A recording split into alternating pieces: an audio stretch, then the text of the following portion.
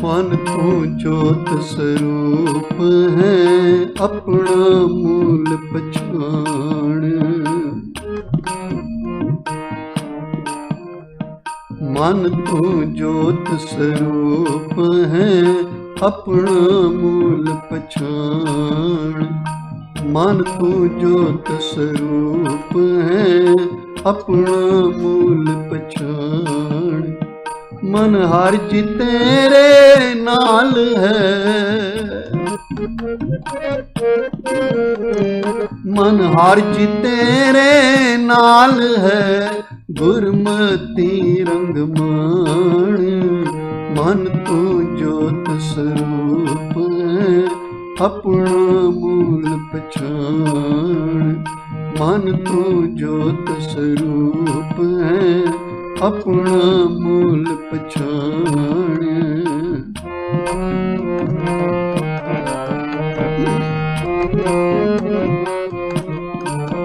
मन हर जी तेरे नाल है, मन हर जी तेरे नाल है, गुरमति रंग मान। मन तू ज्योत स्वरूप है, अपना मूल पछाण। मन तू ज्योत स्वरूप है, अपना मूल पछाण।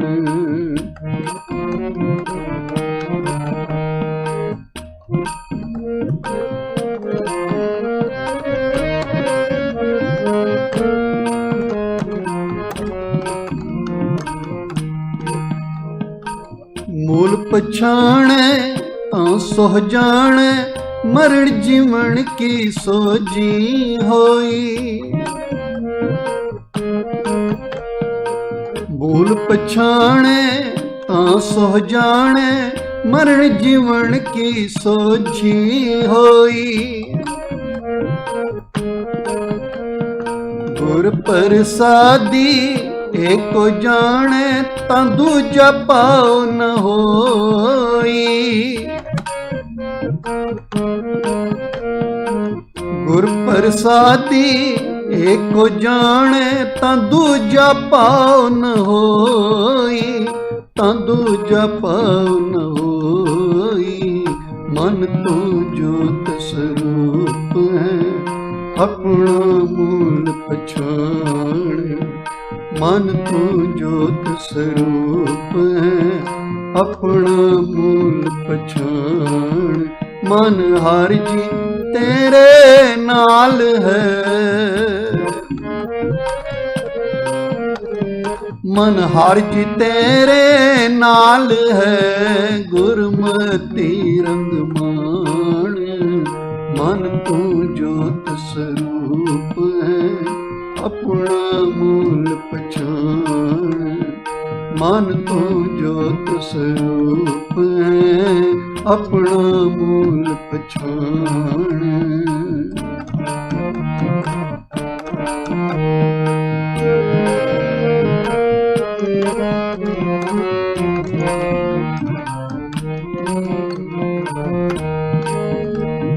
मन शांत आई बजी बधाई, ताहो परवान। मन शांत आई बजी बधाई, ताहो परवान। यूं कहे नानक मन तू ज्योत स्वरूप है, अपना मूल पछाण। यूं कहे नानक मन तू ज्योत स्वरूप है, अपना मूल पछाण। अपना मूल पछाण। मन तू ज्योत स्वरूप है, अपना मूल पछाण। मन तू ज्योत स्वरूप है, अपना मूल पछाण। मन हर जी तेरे नाल है, मन हर जी तेरे नाल है, गुरमति रंग मान। मन तू जोत स्वरूप है, अपना मूल पछाण। मन तू जोत स्वरूप है, अपना मूल पछाण। मन तू जोत स्वरूप है, अपना मूल पछाण। मन तू जोत स्वरूप है, अपना मूल पछाण। मन तू जोत स्वरूप है, अपना मूल पछाण। मन तू जोत स्वरूप है, अपना मूल पछाण। मन तू जोत स्वरूप है, अपना मूल पछाण।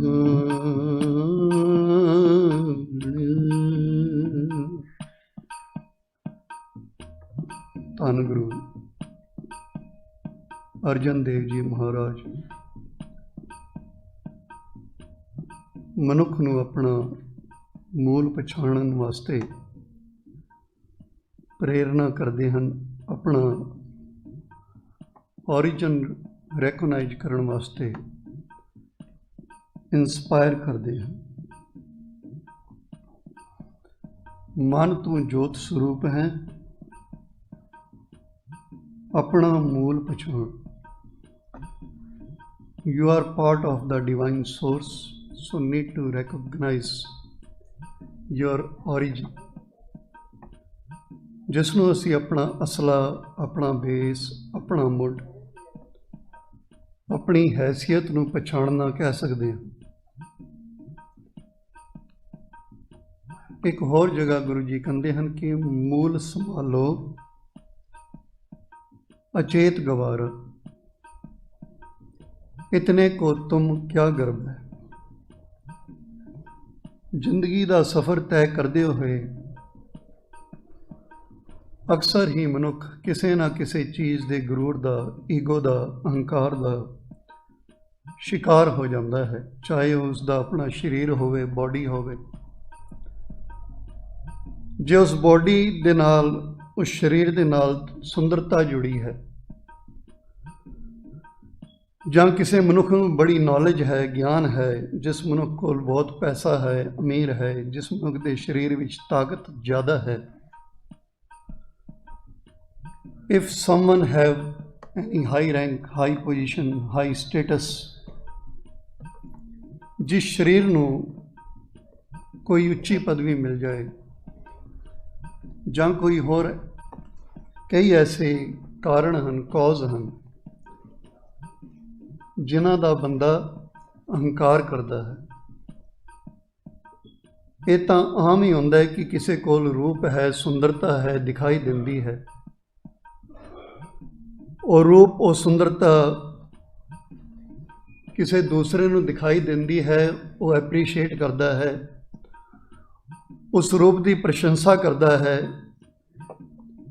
जिसका मनुख नूं अहंकार हो जाता है।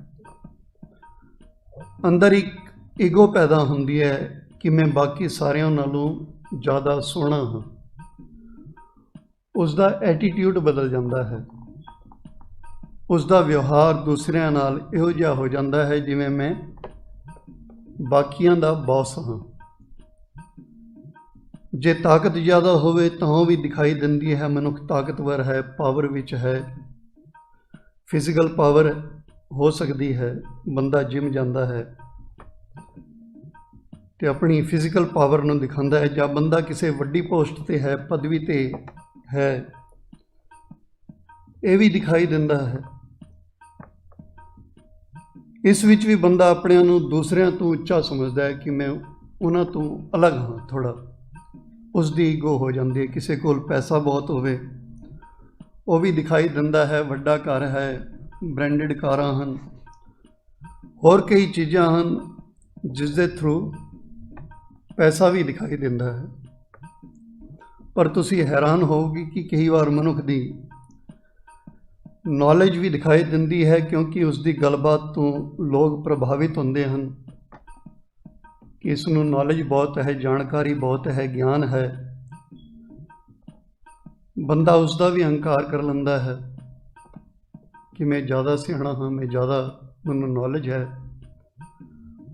ਪਰ ਮਨੁੱਖ ਦੀ ਜਾਤ ਨਹੀਂ ਦਿਖਾਈ ਦਿੰਦੀ, ਬਰਾਦਰੀ ਦਿਖਾਈ ਨਹੀਂ ਦਿੰਦੀ। ਕਿਸੇ ਦੇ ਮੱਥੇ ਤੇ ਨਹੀਂ ਲਿਖਿਆ ਹੁੰਦਾ ਕਿ ਇਸ ਦੀ ਜਾਤ ਕੀ ਹੈ, ਇਸ ਦੀ ਬਰਾਦਰੀ ਕੀ ਹੈ, ਕਿਹੜੀ ਕੁਲ ਵਿੱਚ ਜਨਮਿਆ ਹੈ। ਇਹ ਮਨੁੱਖ ਨੂੰ, ਬੰਦੇ ਨੂੰ ਆਪ ਦੱਸਣਾ ਪੈਂਦਾ ਹੈ। ਫਿਰ ਇਹ ਆਪਣੇ ਨਾਮ ਦੇ ਨਾਲ ਸਰਨੇਮ ਲਗਾਉਂਦਾ ਹੈ, ਜਾਂ ਫਿਰ ਗੱਲ ਗੱਲ ਤੇ ਦੂਸਰੇ ਨੂੰ ਜਤਾਏਗਾ, ਦੱਸੇਗਾ ਕਿ ਤੁਹਾਨੂੰ ਪਤਾ ਹੈ ਮੇਰੀ ਬਰਾਦਰੀ ਕਿਹੜੀ ਹੈ, ਤੁਹਾਨੂੰ ਪਤਾ ਹੈ ਮੇਰੀ ਜਾਤ ਕੀ ਹੈ। ਕਿਉਂਕਿ ਉਹ ਦਿਖਾਈ ਨਹੀਂ ਦੇ ਰਹੀ, ਇਸ ਲਈ ਇਸ ਨੂੰ ਪਬਲਿਸਿਟੀ ਕਰਨ ਦਾ, ਪ੍ਰੋਪੇਗੰਡੇ ਕਰਨ ਦਾ ਉਸ ਦੀ ਜ਼ਰੂਰਤ ਪੈਂਦੀ ਹੈ, ਪ੍ਰਚਾਰ ਪ੍ਰਸਾਰ ਕਰਨ ਦੀ ਜ਼ਰੂਰਤ ਪੈਂਦੀ ਹੈ। ਬੰਦਾ ਇਸ ਵਿੱਚ ਆਪਣੀ ਮਹਾਨਤਾ ਸਮਝਦਾ ਹੈ, ਆਪਣੇ ਆਪ ਨੂੰ ਸੁਪੀਰੀਅਰ ਸਮਝਦਾ ਹੈ ਕਿ ਇਹ ਵੀ ਮੇਰੇ ਵਾਸਤੇ ਕੋਈ ਸੁਪਰੀਮ ਹੋਣ ਦੀ ਗੱਲ ਹੈ। ਇੱਕ ਪ੍ਰੂਫ ਹੈ, ਪ੍ਰਮਾਣ ਹੈ, ਐਵੀਡੈਂਸ ਹੈ ਕਿ ਦੇਖੋ ਮੈਂ ਇਸ ਉੱਚੇ ਕੁਲ ਵਿੱਚ ਜੰਮਿਆ ਹਾਂ, ਉੱਚੇ ਖਾਨਦਾਨ ਵਿੱਚ ਪੈਦਾ ਹੋਇਆ ਹਾਂ, ਮੇਰੀ ਬਰਾਦਰੀ ਕਿੰਨੀ ਵੱਡੀ ਹੈ। ਇਸ ਚੀਜ਼ ਨੂੰ ਹੀ ਬੰਦਾ ਆਪਣੀ ਈਗੋ ਬਣਾ ਲੈਂਦਾ ਹੈ, ਆਪਣੀ ਈਗੋ ਨੂੰ ਪ੍ਰੋਟੈਕਟ ਕਰਨ ਵਾਸਤੇ, ਵਧਾਉਣ ਵਾਸਤੇ, ਇਸ ਨੂੰ ਕਾਇਮ ਰੱਖਣ ਵਾਸਤੇ ਯੂਜ਼ ਕਰਦਾ ਹੈ, ਇਸ ਦੀ ਵੀ ਵਰਤੋਂ ਕਰਦਾ ਹੈ। ਇਹ ਸਾਰੀਆਂ ਚੀਜ਼ਾਂ ਮੈਂ ਇਸ ਵਾਸਤੇ ਕਹਿ ਰਿਹਾ ਹਾਂ, ਤੁਹਾਡੇ ਨਾਲ ਸ਼ੇਅਰ ਕੀਤੀਆਂ ਹਨ, ਕਿਉਂਕਿ ਗੁਰੂ ਜੀ ਨੇ ਬੰਦੇ ਦੇ ਅਹੰਕਾਰ ਨੂੰ ਹੀ, ਇਸ ਈਗੋ ਨੂੰ ਹੀ, ਇਸ ਹੋਂ ਨੂੰ ਜ਼ਿੰਦਗੀ ਦੀ ਸਭ ਤੋਂ ਵੱਡੀ ਰੁਕਾਵਟ ਦੱਸਿਆ ਹੈ। ਗੁਰੂ ਜੀ ਕਹਿੰਦੇ ਹਨ, ਮੂਲ ਸੰਭਾਲੋ ਅਚੇਤ ਗਵਾਰਾ, ਇਤਨੇ ਕੋ ਤੁਮ ਕਿਆ ਗਰਬ ਹੈ। ਯਾਦ ਰਹੇ, ਗੁਰਬਾਣੀ ਦੇ ਵਿੱਚ ਦੋ ਮਿਲਦੇ ਜੁਲਦੇ ਸ਼ਬਦ ਹਨ, ਇੱਕ ਗੱਗਾ ਰਾਰਾ ਅਤੇ ਭੱਬਾ। ਗਰਭ, ਇਸ ਦਾ ਮਤਲਬ ਹੈ ਮਾਤਾ ਦੀ ਕੁੱਖ, ਵੋਮ। ਜਿੱਥੇ ਬੱਚੇ ਦੀ ਐਗਜ਼ਿਸਟੈਂਸ, ਹੋਂਦ ਬਣਦੀ ਹੈ, ਬੱਚਾ ਜਨਮ ਲੈਂਦਾ ਹੈ। ਤੇ ਦੂਸਰਾ ਜਦੋਂ ਇਹ ਆਉਂਦਾ ਹੈ ਕਿ ਗੱਗਾ ਰਾਰਾ ਬੱਬਾ, ਗਰਭ, ਤਾਂ ਉਸ ਦਾ ਅਰਥ ਹੋਵੇਗਾ ਈਗੋ, ਅਹੰਕਾਰ, ਹਉਮੈ, ਗਰੂਰ। ਅਸੀਂ ਕਈ ਵਾਰ ਗੁਰੂ ਗ੍ਰੰਥ ਸਾਹਿਬ ਮਹਾਰਾਜ ਦੀ ਪਾਵਨ ਬਾਣੀ ਦੇ ਲਫ਼ਜ਼ੀ ਫਰਕ ਨੂੰ ਨਜ਼ਰਅੰਦਾਜ਼ ਕਰ ਦਿੰਦੇ ਹਾਂ, ਇਗਨੋਰ ਕਰ ਦਿੰਦੇ ਹਾਂ। ਗਰਭ ਦੀ ਜਗ੍ਹਾ ਗਰਭ ਪੜ੍ਹ ਦਿੰਦੇ ਹਾਂ ਅਤੇ ਗਰਭ ਦੀ ਜਗ੍ਹਾ ਗਰਭ ਪੜ੍ਹ ਦਿੰਦੇ ਹਾਂ, ਜਦੋਂ ਕਿ ਦੋਨਾਂ ਦੇ ਵਿੱਚ ਇੱਕ ਅੱਖਰ ਦਾ ਫਰਕ ਹੈ, ਜਿਸ ਦੇ ਨਾਲ ਉਸ ਦੀ ਪ੍ਰੋਨਾਊਂਸੀਏਸ਼ਨ ਜੋ ਹੈ, ਐਸੈਂਟ ਜੋ ਹੈ, ਉਚਾਰਨ ਤੇ ਬਦਲਦਾ ਹੀ ਹੈ, ਉਸ ਦੇ ਅਰਥ, ਉਹਦੇ ਮੀਨਿੰਗ ਵੀ ਬਦਲ ਜਾਂਦੇ ਹਨ। ਗੁਰੂ ਜੀ ਕਹਿੰਦੇ ਹਨ, ਗਰਭ ਗਰਭ ਪੜ੍ਹੇ ਕहीं ਨਾ ਲਿਖੇ, ਗਰਭ ਗਰਭ ਪੜ੍ਹੇ ਕहीं ਨਾ ਲਿਖੇ। ਇਸ ਦਾ ਅਰਥ ਹੈ ਅਹੰਕਾਰ ਵਿੱਚ ਡੁੱਬਿਆ ਹੋਇਆ ਮਨੁੱਖ ਕਿਸੇ ਖਾਤੇ ਵਿੱਚ ਨਹੀਂ ਪੈਂਦਾ, ਕਿਸੇ ਅਕਾਊਂਟ ਵਿੱਚ ਨਹੀਂ ਪੈਂਦਾ। ਅਹੰਕਾਰੀ ਆਪਣੇ ਅਹੰਕਾਰ ਦੇ ਵਿੱਚ ਹੀ ਸਵਾਹ ਹੋ ਜਾਂਦਾ ਹੈ, ਖਤਮ ਹੋ ਜਾਂਦਾ ਹੈ। ਜਿਵੇਂ ਗੰਦਗੀ ਵਿੱਚ ਪੈਦਾ ਹੋਇਆ ਕੀੜਾ ਜੋ ਹੈ, ਉਸ ਦਾ ਸੰਸਾਰ ਗੰਦਗੀ ਹੀ ਹੈ। ਈਗੋ ਦੇ ਵਿੱਚ, ਅਹੰਕਾਰ ਦੇ ਵਿੱਚ ਆਪਣੇ ਆਪ ਨੂੰ ਉੱਚਾ ਸਮਝਣ ਵਾਲਾ ਮਨੁੱਖ ਆਪਣੇ ਅਹੰਕਾਰ ਵਿੱਚ ਹੀ ਗਰਕ ਹੋ ਜਾਂਦਾ ਹੈ। ਗੁਰੂ ਜੀ ਕਹਿੰਦੇ ਹਨ, ਸੁਖੀ ਬਸਹਿ ਮਸਕੀਨੀਆਂ, ਆਪ ਨਿਵਾਰ ਤਲੇ। ਹੰਬਲ, ਨਿਮਰਤਾ, ਹਲੀਮੀ, ਅਦਬ ਸੁਭਾਅ ਵਾਲਾ ਜਿਹੜਾ ਮਨੁੱਖ ਹੈ, ਨੀਵਾਂ ਰਹਿ ਕੇ ਉਹ ਸੁਖੀ ਵਸਦਾ ਹੈ। ਪਰ ਵੱਡੇ ਵੱਡੇ ਅਹੰਕਾਰੀਆ ਨਾਨਕ ਗਰਭ ਗਲੇ, ਗਰਭ ਗਲੇ। ਅਹੰਕਾਰੀ ਦਾ ਖਾਤਮਾ ਅਹੰਕਾਰ ਵਿੱਚ ਹੀ ਹੋ ਜਾਂਦਾ ਹੈ। ਅਹੰਕਾਰੀ ਨੂੰ ਦੁੱਖ ਦੇਣ ਵਾਸਤੇ ਕਿਸੇ ਹੋਰ ਦੀ ਲੋੜ ਨਹੀਂ ਪੈਂਦੀ, ਉਸਦਾ ਆਪਣਾ ਅਹੰਕਾਰ ਹੀ ਬਹੁਤ ਹੈ। ਅਹੰਕਾਰੀ ਦੀ ਭਟਕਣਾ ਦਾ ਕਾਰਨ, ਕਾਜ਼ ਆਫ ਵਾਂਡਰਿੰਗ ਜੋ ਹੈ, ਕੋਈ ਹੋਰ ਦੂਜਾ ਨਹੀਂ ਹੁੰਦਾ, ਉਸਦੀ ਭਟਕਣਾ ਦਾ ਕਾਰਨ ਉਹਦਾ ਹੰਕਾਰ ਹੀ ਬਣ ਜਾਂਦਾ ਹੈ। ਸੋ cause of upset mind of jealous person himself he is, ਉਹ ਆਪਣੇ ਆਪ ਹੈ। ਈਰਖਾਲੂ ਮਨੁੱਖ ਦੇ ਅਸ਼ਾਂਤ ਮਨ ਦਾ ਜੋ ਕਾਰਨ ਹੈ ਕੋਈ ਦੂਜਾ ਨਹੀਂ ਹੁੰਦਾ, ਕੋਈ ਦੂਜਾ ਹੋ ਵੀ ਨਹੀਂ ਸਕਦਾ। ਉਸ ਦਾ ਅਸਲ ਕਾਰਨ ਉਸ ਦੀ ਜੈਲਸ ਟੈਂਡੈਂਸੀ ਹੈ, ਉਸ ਦੀ ਆਪਣੀ ਈਰਖਾ ਬਿਰਤੀ ਹੈ।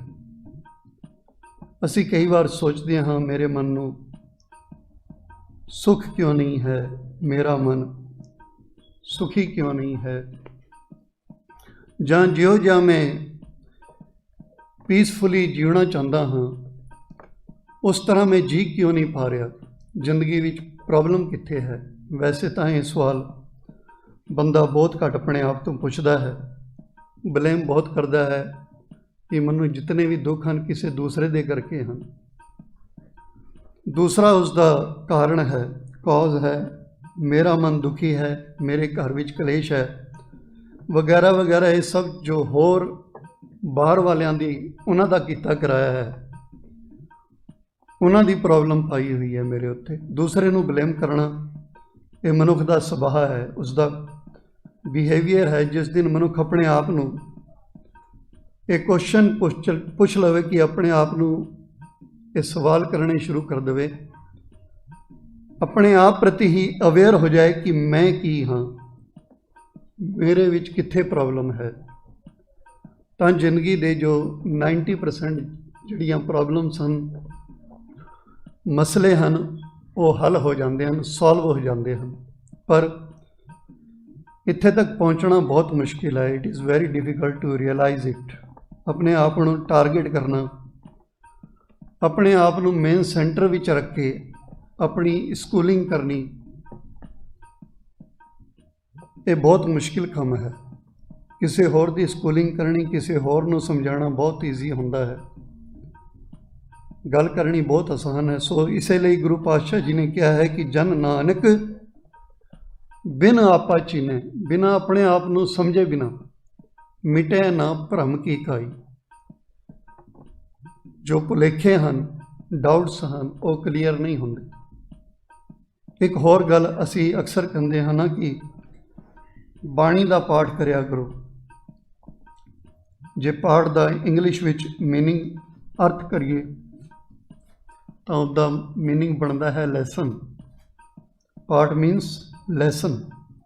ਹੁਣ ਸੋਚੋ ਕਿ ਲੈਸਨ ਕਿਸ ਨੂੰ ਦੇਣਾ ਹੈ, ਪਾਠ ਕਿਸ ਨੂੰ ਪੜ੍ਹਾਉਣਾ ਹੈ? ਆਪਣੇ ਆਪ ਨੂੰ। ਜਿਸ ਵੇਲੇ ਮੈਂ ਗੁਟਕਾ ਫੜ ਕੇ ਜਪਜੀ ਸਾਹਿਬ ਪੜ੍ਹਨ ਵਾਸਤੇ ਬੈਠਦਾ ਹਾਂ ਤਾਂ ਲੈਸਨ ਕਿਸ ਨੂੰ ਦੇ ਰਿਹਾ ਹਾਂ? ਮੈਂ ਕਿਸ ਨੂੰ ਪਾਠ ਸਿਖਾ ਰਿਹਾ ਹਾਂ? ਪਾਠ ਸ਼ਬਦ ਸਾਡੇ ਕਲਚਰ ਦਾ ਪੁਰਾਣਾ ਸੱਭਿਆਚਾਰਿਕ ਠੇਠ ਸ਼ਬਦ ਹੈ। ਪੁਰਾਣੇ ਬੰਦਿਆਂ ਨੂੰ ਯਾਦ ਹੋਣਾ, ਜਦੋਂ ਸਾਨੂੰ ਪੰਜਾਬੀ ਜਾਂ ਹਿੰਦੀ ਦੀਆਂ ਕਿਤਾਬਾਂ ਪੜ੍ਹਾਈਆਂ ਜਾਂਦੀਆਂ ਸਨ ਤਾਂ ਉਹਨਾਂ ਦੀ ਇੰਡੈਕਸ ਦੇ ਉੱਪਰ ਕੀ ਲਿਖਿਆ ਹੁੰਦਾ ਸੀ ਕਿ ਪਾਠ ਕਰਮ। ਹਿੰਦੀ ਦੀ ਕਿਤਾਬਾਂ 'ਚ ਲਿਖਿਆ ਹੁੰਦਾ ਸੀ ਪਾਠਯਕ੍ਰਮ, ਪੰਜਾਬੀ 'ਚ ਲਿਖਿਆ ਹੁੰਦਾ ਸੀ ਪਾਠ ਕਰਮ, ਤੇ ਫਿਰ ਅੱਗੇ ਇਹ ਲਿਖਿਆ ਹੁੰਦਾ ਸੀ ਕਿ ਪਾਠ 1, ਪਾਠ 2, ਅਲੱਗ-ਅਲੱਗ ਪਾਠ ਹੁੰਦੇ ਸਨ। ਤੇ ਪੁਰਾਣੇ ਸਮੇਂ ਵਿੱਚ ਲੋਕ ਇਹੀ ਕਿਹਾ ਕਰਦੇ ਸਨ ਕਿ ਜਾ ਮਾਸਟਰ ਕੋਲੋਂ ਸਬਕ ਲਿਆ, ਪਾਠ ਪੜ੍ਹਾ, ਸਬਕ ਲਿਆ। ਫਿਰ ਜਿਉਂ-ਜਿਉਂ ਸਮਾਂ ਬਦਲਦਾ ਗਿਆ, ਅਧਿਆਪਕ ਤੋਂ ਟੀਚਰ ਹੋ ਗਏ, ਸਬਕ ਪਾਠ ਜੋ ਹਨ ਉਹ ਲੈਸਨ ਬਣ ਗਏ। ਜਿਵੇਂ ਸਾਡੇ ਸਾਰਿਆਂ ਰਿਸ਼ਤਿਆਂ ਦਾ ਨਾਮ ਜੋ ਹੈ ਉਹ ਆਂਟੀ ਅੰਕਲ ਹੋ ਗਿਆ ਹੈ। ਬੰਦੇ ਨੂੰ ਧਿਆਨ ਹੀ ਨਹੀਂ ਰਿਹਾ ਕਿ ਚਾਚਾ ਕਿਸ ਨੂੰ ਕਹਿੰਦੇ ਹਨ, ਚਾਚੀ ਕਿਸ ਨੂੰ ਕਹਿੰਦੇ ਹਨ, ਤਾਇਆ ਕਿਸ ਨੂੰ ਕਹਿੰਦੇ ਹਨ, ਤਾਈ ਕਿਸ ਨੂੰ ਕਹਿੰਦੇ ਹਨ। ਐਸੇ ਸੈਂਕੜੇ ਰਿਸ਼ਤੇ ਜਿਹੜੇ ਹਨ ਉਹ 2-4 ਸ਼ਬਦਾਂ ਦੇ ਵਿੱਚ ਹੀ ਖਤਮ ਹੋ ਗਏ। ਬੱਚਿਆਂ ਨੂੰ ਪਤਾ ਹੀ ਨਹੀਂ ਚੱਲਦਾ ਰਿਸ਼ਤਿਆਂ ਦਾ ਅੱਜ ਕੱਲ੍ਹ। ਕਹਿਣ ਦਾ ਮਤਲਬ ਕਿ ਸਬਕ ਲੈਣਾ, ਪਾਠ ਪੜ੍ਹਨਾ ਸਾਡੀ ਭਾਸ਼ਾ ਦਾ, ਸਾਡੀ ਲੈਂਗੁਏਜ ਦਾ ਇਹ ਸ਼ਬਦ ਹੈ ਜਿਸ ਨੂੰ ਅਸੀਂ ਕਹਿ ਸਕਦੇ ਹਾਂ ਕਿ ਲੈਸਨ ਲੈਣਾ। ਹੁਣ ਕਿਸੇ ਵੇਲੇ ਮੈਂ ਬਾਣੀ ਦਾ ਪਾਠ ਕਰਨ ਵਾਸਤੇ ਬੈਠਦਾ ਹਾਂ ਤਾਂ ਦੂਸਰੇ ਨੂੰ ਇਹੀ ਕਹਿੰਦਾ ਹਾਂ ਨਾ ਕਿ ਮੈਨੂੰ ਡਿਸਟਰਬ ਨਾ ਕਰਿਓ, ਮੈਂ ਪਾਠ ਕਰਨ ਲੱਗਾ ਹਾਂ। ਪਰ ਜੇ ਕੋਈ ਪੁੱਛ ਲਵੇ ਭਾਈ किस नूं सबक देण लगा है, पाठ किस नूं सुणाउणा है, फिर बंदे दा अपने वल ध्यान जावे कि ये लैसन तो मैं अपने आप नूं देना है, पर इस वल साडा ध्यान नहीं हुंदा।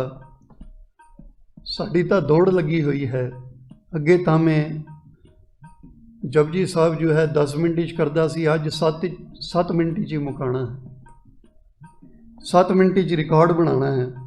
गिणतियां दे पाठ हो रहे हैं। हुणे कुछ दिन पहले एक वीडियो वायरल हुई, 1-2 हफ्ते पहले, जिस विच किसी डेरे विच अरदास हो रही सी। ते अरदास की हो रही सी कि सहज पाठ जिहड़े हन 8,37,400, मूल मंत्र दे जाप 3,15,45,50,000। बंदा पूछे इन्नी जीरो लगानी भी आती है तैनूं? जिहड़ा पढ़ रहा है उत्थे खड़ा होके गिनतियां हो रही हैं, इहो जिहा जप तप दियां हाजरियां लग रही हैं। हुण तुसीं थोड़ा जिहा दिमाग ला के देखो कि ड्राइविंग टैसट देना होवे अते तुसीं किसी इंस्ट्रक्टर कोल जाओ लैसन लैण वास्ते, ते लैसन लै लो, फिर अरदास करा लो गुरुद्वारे आके, चाहे तुहानूं गड्डी पार्क करनी भी ना आवे। जे कोई आए कि 101 लैसन हो गए, चलो मेरी अरदास कर दो। दूजा आए कहंदा तू 101 कराए है लैसन किते हैं, मैं घट हाँ तेरे तो, मैं 501 लैसन किते हैं। वो 501 की लैसन की अरदास करा लवे। तीसरा होर आवे कि तू मेरे तो ज़्यादा वड्डा है, मैं 1001 लैसन लवांगा, मैं उसकी अरदास करावांगा। असल गल तो सानू साडी तां बनदी सी कि घट तो घट लैसन दे विच सानू लाइसेंस मिल जाता, सानू गड्डी चलानी आ जाती, मोटरवे ते गड्डी असी चाड़ सकते। पर धार्मिक दुनिया दे विच वध तो वध लैसनां दी अरदास हो रही है। पर गुरु जी दी दसी हुई वे ऑफ लाइफ सारी जिंदगी समझ नहीं आ रही। गिनतियां दे पाठ हो रहे हैं, गुरु जी कहना की चाहते हैं, समझाना की चाहते हैं, वो समझ नहीं आ रहा।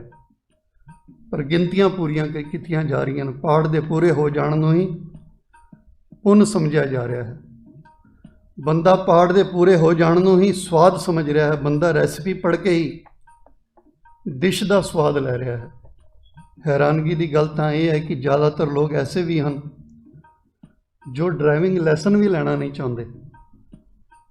वो चाहते हैं कि लैसन कोई होर लै लवे, पर लाइसेंस सानू मिल जाए।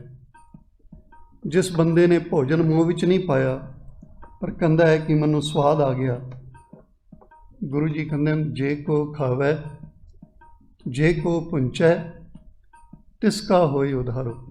इस करके गुरु साहब ने जो भी बचन कहे हैं उन्होंने अपने अनुभव विचों, अपने एक्सपीरियंस विचों कहे हैं। इस पाठ का गुरु ग्रंथ साहब जी का एक एक बचन जो है गुरु साहब का अपना एक्सपीरियंस है। 35 महापुरुषों का अपना एक्सपीरियंस है, उन्होंने अनुभव है। जिस समय असी पाठ करते हाँ तो सानू गुरु जी के एक्सपीरियंस नाल जुड़न की कोशिश करनी चाहिए कि गुरु जी सानू समझाना की चाहते हैं। असी गुरु के तजुर्बे नाल सांझ पाइए, क्योंकि गुरु नानक पातशाह शब्द रूप भी साढ़े नाल गल करते हैं। 35 महापुरुष शब्द रूप भी साढ़े नाल गलबात करते हैं। गुरु जी की बाणी, गुरु जी बाणी विच कहते हैं कि मनुख जिस चीज़ नूं फाउंडेशन ऑफ लाइफ अपनी जिंदगी का आधार बना लेंदा है, जे अहंकार नूं आधार बनाया तो भटकना का कारण अहंकार बन जाएगा। जे ईर्खा नूं, जैलस नूं अपनी जिंदगी का बेस बनाया तो फिर दुख की वजह, अशांति की वजह, भटकना की वजह ईर्खा होगी। पर मनुख नूं समझ नहीं आती, क्योंकि ऐसा साडा बिहेवियर बनया हुंदा है कि जिस चीज़ की असी प्रैक्टिस ज़्यादा कर लईए तो सानू ये महसूस होना भी बंद हो जाता है कि ये चीज़ गलत भी हो सकती है। असी मनण नूं तैयार नहीं। इस वास्ते गुरु जी कहते हैं कि मूल संभालो अचेत गवारा इतने को तुम क्या गर्व है। मूल का मतलब है बेस, मुड, आधार, कि मेरी प्रोडक्शन जो है किस चीज़ तो हुई है। इस गल नूं समझ कि मेरे अंदर जो बीज है वो किस चीज़ का है, मेरा वजूद किस चीज़ उत्ते खड़ा है। अहंकार दे वजूद उत्ते, ईर्खा दे वजूद उत्ते, जां किसी स्ट्रक्चर, किसी होर वजूद उत्ते मेरी जिंदगी चल रही है, कि पंजां तत्तां दा शरीर ही मेरा वजूद है। मैं इदां ही अहंकार करी जाना हाँ कि मेरा समुचा जीवन, मेरा वजूद सिर्फ इस शरीर उत्ते खड़ा है। नहीं, जिहड़ी चीज़ इस दे अंदर काम कर रही है, इस दे अंदर एक सत्ता काम करती है, एक चेतना काम करती है, एक स्पिरिट काम करती है, एक सोल काम करती है। वो चेतना जो सारी कुदरत दे विच प्रॉपर प्रोसेस दे विच है, that power is working in proper process.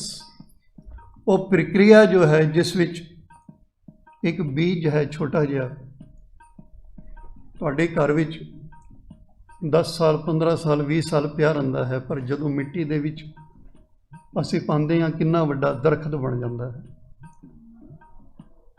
एक बीज दरख्त बन जाता है जिस चीज़ तो पशुआं पंछियां दी, रुखां दी, बिरखां दी, हर चीज़ दी घाड़त घड़ी जा रही है, बन रहे हैं। वो किहड़ी चीज़ है, वो मूल की है, वो मुड की है, वो बेस की है, उसनों समझण की कोशिश करिए। आओ एक शब्द पढ़ के अगे की गलबात करांगे। गुरु जी सानू कहते हैं कि मन तू मत मान करें, जे हों किछ जानदा। जे तेरे कोल कोई कला आ गई है, कोई गुण आ गया है, तो उसका अहंकार न कर। गुरमुख निमाणा होए, जिहड़ा गुरु का सिख है, गुरु वाल जिद्दां मुख है, वो निमाणा हुंदा है। कहंदे अंतर अज्ञान हों बुध है। अज्ञानता वाला अंधेरे विच जी रहा बंदा जिहड़ा है ना, अहंकार वो करदा है किसी भी चीज़ का। उहदी बुद्धि जिहड़ी है अहंकार वाली हुंदी है। अंतर अज्ञान, अज्ञान किस चीज़ का है? हों बुध है, हौमे दी, अहंकार दी जिहड़ी है बिरती है उहदी। ते खत्म किस तरह होएगी? कहंदी सच शब्द मल खो। ये मैल जिहड़ी है गुरु दे सच्चे शब्द नाल, सच्ची सिक्ख्या नाल ये मैल खत्म होएगी। हो निमाणा सतगुरु अगे मत किछ आप लिखावे। अपने अहंकार जगत जलिया, सारा संसार ही इस अहंकार दे विच जलिया फिरदा है, परेशान फिरदा है। मत तू अपना आप गवावे, तू भी इस अहंकार दे विच पै के अपने आप नू खत्म ना कर लई, अपनी जिंदगी बर्बाद ना कर लई।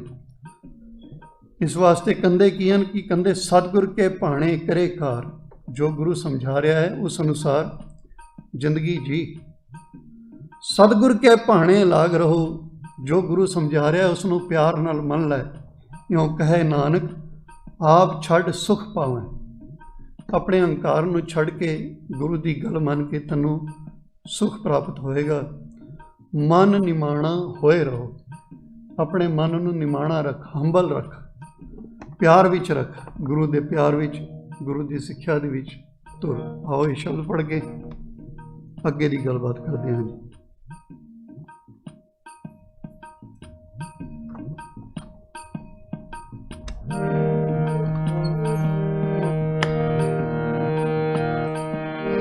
मन तू मत मान करे,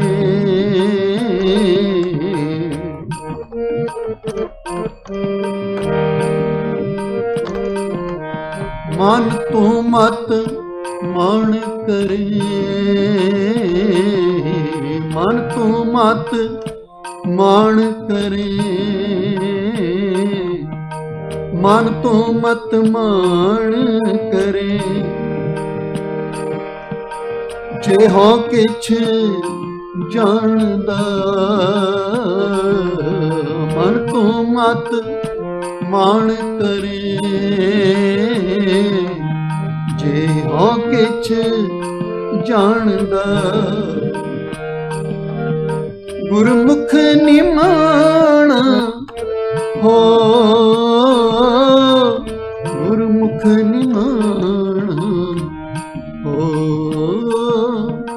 ਗੁਰਮੁਖ ਨਿਮਾਣ ਹੋ, ਗੁਰਮੁਖ ਨਿਮਾਣ ਹੋ, ਮਨ ਤੋਂ ਮਤ ਮਾਣ ਕਰੇ।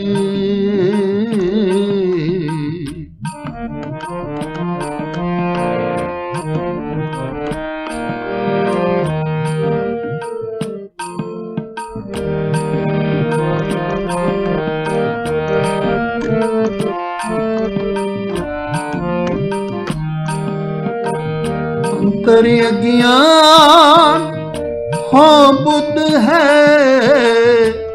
ਸਚ ਸ਼ਬਦ ਮਲ ਖੋ,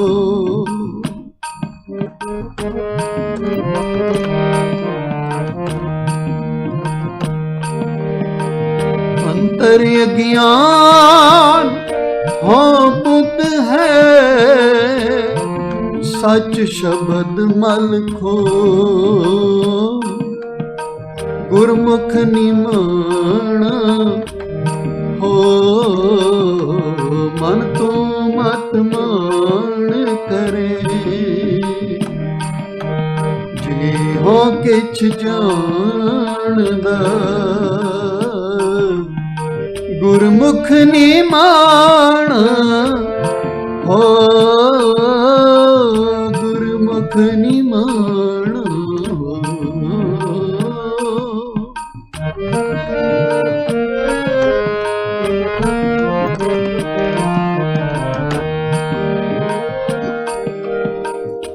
ਹੋ ਨਿਮਾਣ ਸਤਿਗੁਰ ਅੱਗੇ ਮਤ ਕਿਛ ਆਪ ਲਿਖਾਵੇ,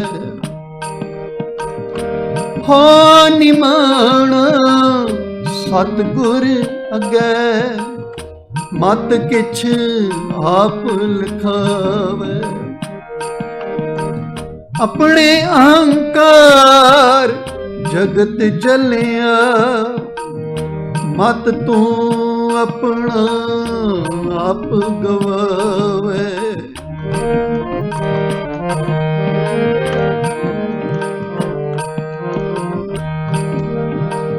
ਆਪਣੇ ਅਹੰਕਾਰ ਜਗਤ ਜਲਿਆ, ਮਤ ਤੂੰ ਆਪਣਾ ਆਪ ਗਵਾਵੇ, ਗੁਰਮੁਖ ਨਿਮਾਣ ਹੋ, ਗੁਰਮੁਖ ਨਿਮਾਣ ਹੋ,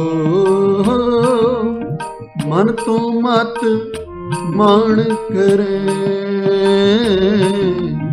ਜੇ ਹੋ ਕਿਛ ਜਾਣਦਾ ਗੁਰਮੁਖ ਨਿਮਾਣ ਹੋ, ਗੁਰਮੁਖ ਨਿਮਾਣ ਹੋ।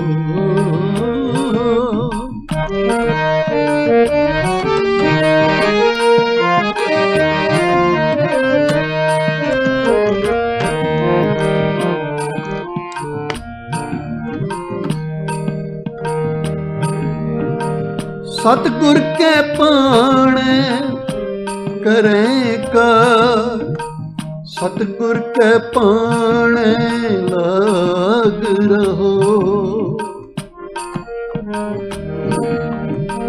सतगुर के पाणे करे कर, सतगुर के पाणे लाग रहो।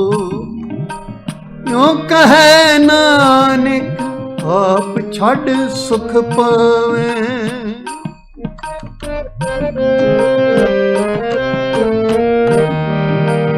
यूं कहे नानक आप छड़ सुख पावे। मन निमाण होए रहो, मन निमाण होए रहो, गुरमुख निमाण हो, गुरमुख निमाण हो।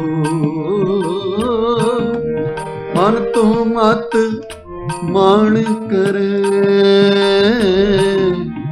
जे हो किछ जानदा, गुरमुख निमाण हो, गुरमुख निमाण हो। मन तो मत मान करे, अंतर अज्ञान हो बुद्ध है, सच शब्द मल खो। अंतर अज्ञान हो बुद्ध है, सच शब्द मल खो। मन को मत मान करे, मन तो मत मान करे, जे हो किछ जानदा, गुरमुख निमाण हो, गुरमुख निमाण हो। मन तो मत मान करे, मन तो मत मान करे, मन तो मत मान करे,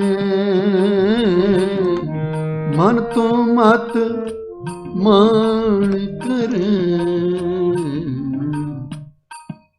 वाहिगुरु जी। मन तो मत मान करें, जे हों किछ जानदा, गुरमुख निमाणा होए। सानू अपनी अखां दे नाल वखरे वखरे रूप दिसते हैं, रंग दिस रहे हैं, हर चीज़ दे वखरे वखरे स्ट्रक्चर दिस रहे हैं, जिसनों रेख किया गया है। रेख का मतलब है ढांचा, स्ट्रक्चर। हुण साडे सामने रूप भी विनस रहा है, रंग भी खत्म हो रहा है, स्ट्रक्चर भी बन रहे हैं, टुट रहे हैं, फिर हर चीज़ की नवी प्रोडक्शन हो रही है। इस कुदरत दे विच लगातार ये तीनों चीज़ां चल रही हैं। रूप नवे बनते हैं, स्ट्रक्चर नवे बनते हैं, हर चीज़ लगातार नवी बनती है, पुरानी ढहंदी जाती है, जिसनों गुरु जी कहते हैं, आवन जान एक खेल बनाया, आग्याकारी किनी माया। पर बेसिक जिहड़ी चीज़ सारियां चीज़ां नूं घड़ रही है, बना रही है, रूप रंग आकार स्ट्रक्चर के रूप विच जिहड़ी चीज़ प्रोडक्शन कर रही है, इस सारे सिस्टम नूं चला रही है।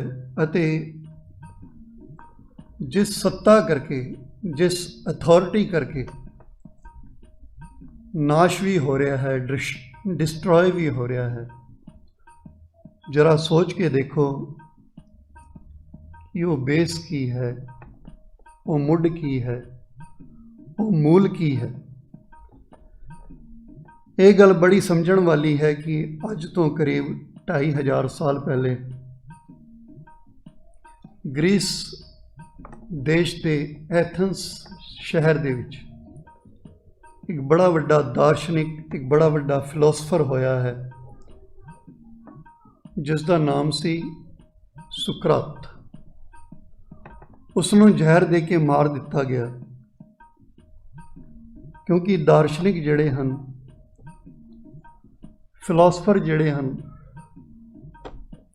ਬੰਦਾ ਜੋ ਅੱਜ ਸੋਚ ਰਿਹਾ ਹੈ ਉਹ 500 ਸਾਲ, 1000 ਸਾਲ, 2000 ਸਾਲ ਅੱਗੇ ਦੀ ਸੋਚਦੇ ਹਨ। ਆਮ ਜਿਹੜੇ ਬੰਦੇ ਹਨ ਉਹ ਕਹਿੰਦੇ ਇਹ ਕਿਹੋ ਜਿਹੀਆਂ ਗੱਲਾਂ ਕਰ ਰਿਹਾ ਹੈ, ਤੇ ਫਿਰ ਉਸ ਨੂੰ ਸਮਾਜ ਤੋਂ ਕੱਢਿਆ ਜਾਂਦਾ ਹੈ, ਫਾਂਸੀ ਦਿੱਤੀ ਜਾਂਦੀ ਹੈ। ਪਹਿਲੇ ਵੀ ਕਿਹਾ ਸੀ, ਪਿਛਲੇ ਚੈਪਟਰ ਦੇ ਵਿੱਚ ਵੀ ਅਸੀਂ ਗੱਲ ਕੀਤੀ ਸੀ। ਇਸੇ ਤਰ੍ਹਾਂ ਸੁਕਰਾਤ ਨੂੰ ਵੀ ਜ਼ਹਿਰ ਦਾ ਪਿਆਲਾ ਦੇ ਕੇ ਮਾਰ ਦਿੱਤਾ ਗਿਆ।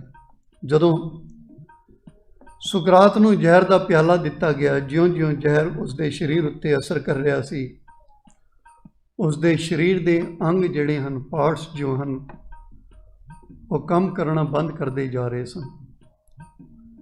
ਪੈਰ ਲੱਤਾਂ ਖਲੋ ਗਈਆਂ। ਤਾਂ ਉਸਦੇ ਸਾਥੀਆਂ ਨੇ, ਜਿਹੜੇ ਜੇਲ੍ਹ ਵਿੱਚ ਉਹਦੇ ਨਾਲ ਸਨ, ਉਹਨਾਂ ਨੇ ਪੁੱਛਿਆ ਕੀ ਹਾਲ ਹੈ? ਕਹਿੰਦਾ ਠੀਕ ਹੈ।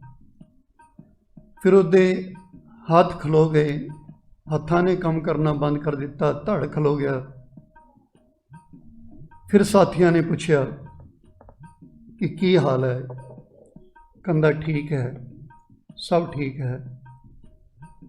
ਜਿੰਨਾ ਚਿਰ ਉਹ ਬੋਲਦਾ ਰਿਹਾ, ਇਹੀ ਕਹਿੰਦਾ ਰਿਹਾ, ਸਭ ਠੀਕ ਹੈ। ਜਦੋਂ ਉਸਦੀ ਜ਼ੁਬਾਨ ਵੀ ਰੁਕਣ ਲੱਗੀ, ਬੰਦ ਹੋ ਗਈ, ਫਿਰ ਉਸਨੇ ਸਿਰ ਦਾ ਇਸ਼ਾਰਾ ਕਰਕੇ, ਅੱਖਾਂ ਦਾ ਇਸ਼ਾਰਾ ਕਰਕੇ ਦੱਸਣਾ ਸ਼ੁਰੂ ਕੀਤਾ ਕਿ ਠੀਕ ਹੈ, ਕੋਈ ਪ੍ਰੋਬਲਮ ਨਹੀਂ, ਸਭ ਠੀਕ ਹੈ। ਕਮਾਲ ਦੀ ਗੱਲ ਇਹ ਸੀ ਕਿ ਪੈਰਾਂ ਤੋਂ ਰੁਕਣ ਤੋਂ ਲੈ ਕੇ ਸਾਰਾ ਕੁਝ ਡੈਡ ਹੋਣ ਤੱਕ ਉਹ ਇੱਕੋ ਚੀਜ਼ ਕਹਿੰਦਾ ਰਿਹਾ ਕਿ ਕੁਝ ਨਹੀਂ ਹੋਇਆ, ਸਭ ਠੀਕ ਹੈ, ਕੋਈ ਪ੍ਰੋਬਲਮ ਨਹੀਂ।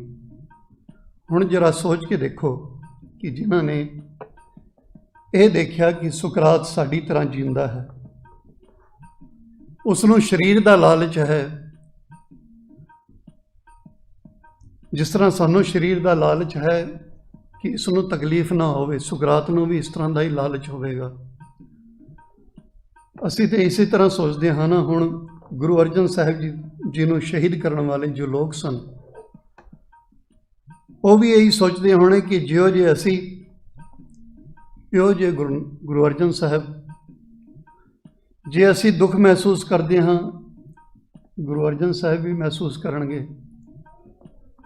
ਅਸੀਂ ਨਿੰਦਾ ਮਹਿਸੂਸ ਕਰਦੇ ਹਾਂ, ਕ੍ਰਿਟੀਸਾਈਜ਼ ਮਹਿਸੂਸ ਕਰਦੇ ਹਾਂ, ਇਹ ਵੀ ਮਹਿਸੂਸ ਕਰਨਗੇ। ਸਾਡੇ ਲਈ ਸਾਰਾ ਕੁਝ, ਪਰਿਵਾਰ, ਆਲਾ ਦੁਆਲਾ, ਸਮਾਜ, ਸਭ ਕੁਝ ਛੱਡਣਾ ਔਖਾ ਹੈ। ਗੁਰੂ ਅਰਜਨ ਸਾਹਿਬ ਵਾਸਤੇ ਵੀ ਕਿਹੜਾ ਸੌਖਾ ਹੋਵੇਗਾ, ਇਹਨਾਂ ਲਈ ਵੀ ਔਖਾ ਹੀ ਹੋਵੇਗਾ। ਬੰਦਾ ਆਪਣੇ ਤਲ ਤੇ, ਆਪਣੇ ਲੈਵਲ ਤੇ ਜਾ ਕੇ ਸੋਚਦਾ ਹੈ, ਦੂਸਰੇ ਨੂੰ ਉਸੇ ਤਰ੍ਹਾਂ ਤੁਲਦਾ ਹੈ ਕਿ ਜੋ ਮੈਂ ਮਹਿਸੂਸ ਕਰਦਾ ਹਾਂ, ਦੂਜਾ ਵੀ ਉਹੀ ਮਹਿਸੂਸ ਕਰਦਾ ਹੋਵੇਗਾ। ਉਹਨਾਂ ਨੇ ਸੋਚਿਆ ਕਿ ਜੇ ਸਾਨੂੰ ਦੁੱਖ ਮਹਿਸੂਸ ਹੁੰਦਾ ਹੈ ਤਾਂ ਕਿ ਗੁਰੂ ਅਰਜਨ ਸਾਹਿਬ ਨੂੰ ਦੁੱਖ ਨਹੀਂ ਮਹਿਸੂਸ ਹੋਵੇਗਾ। ਤਤੀ ਤਵੀ ਦਾ ਤੇ ਨਾਮ ਹੀ ਕਾਫੀ ਹੈ। ਪਰ ਉਸ ਉੱਤੇ ਬੈਠਣ ਦੀ ਗੱਲ ਆ ਜਾਏ, ਘਰ ਛੱਡਣ ਦੀ ਗੱਲ ਵੀ ਜਦੋਂ ਸਾਡੇ ਖਿਆਲ ਵਿੱਚ ਆਉਂਦੀ ਹੈ, ਤਾਂ ਸੋਚ ਕੇ ਦੇਖੋ ਕਿ ਬੰਦਾ ਕਿੰਨਾ ਡਿਸਟਰਬ ਹੋ ਜਾਂਦਾ ਹੈ ਕਿ ਅਸੀਂ ਵੀ ਹਿਊਮਨ ਬੀਇੰਗਸ ਹਾਂ, ਮਨੁੱਖ ਹਾਂ, ਬੰਦੇ ਹਾਂ।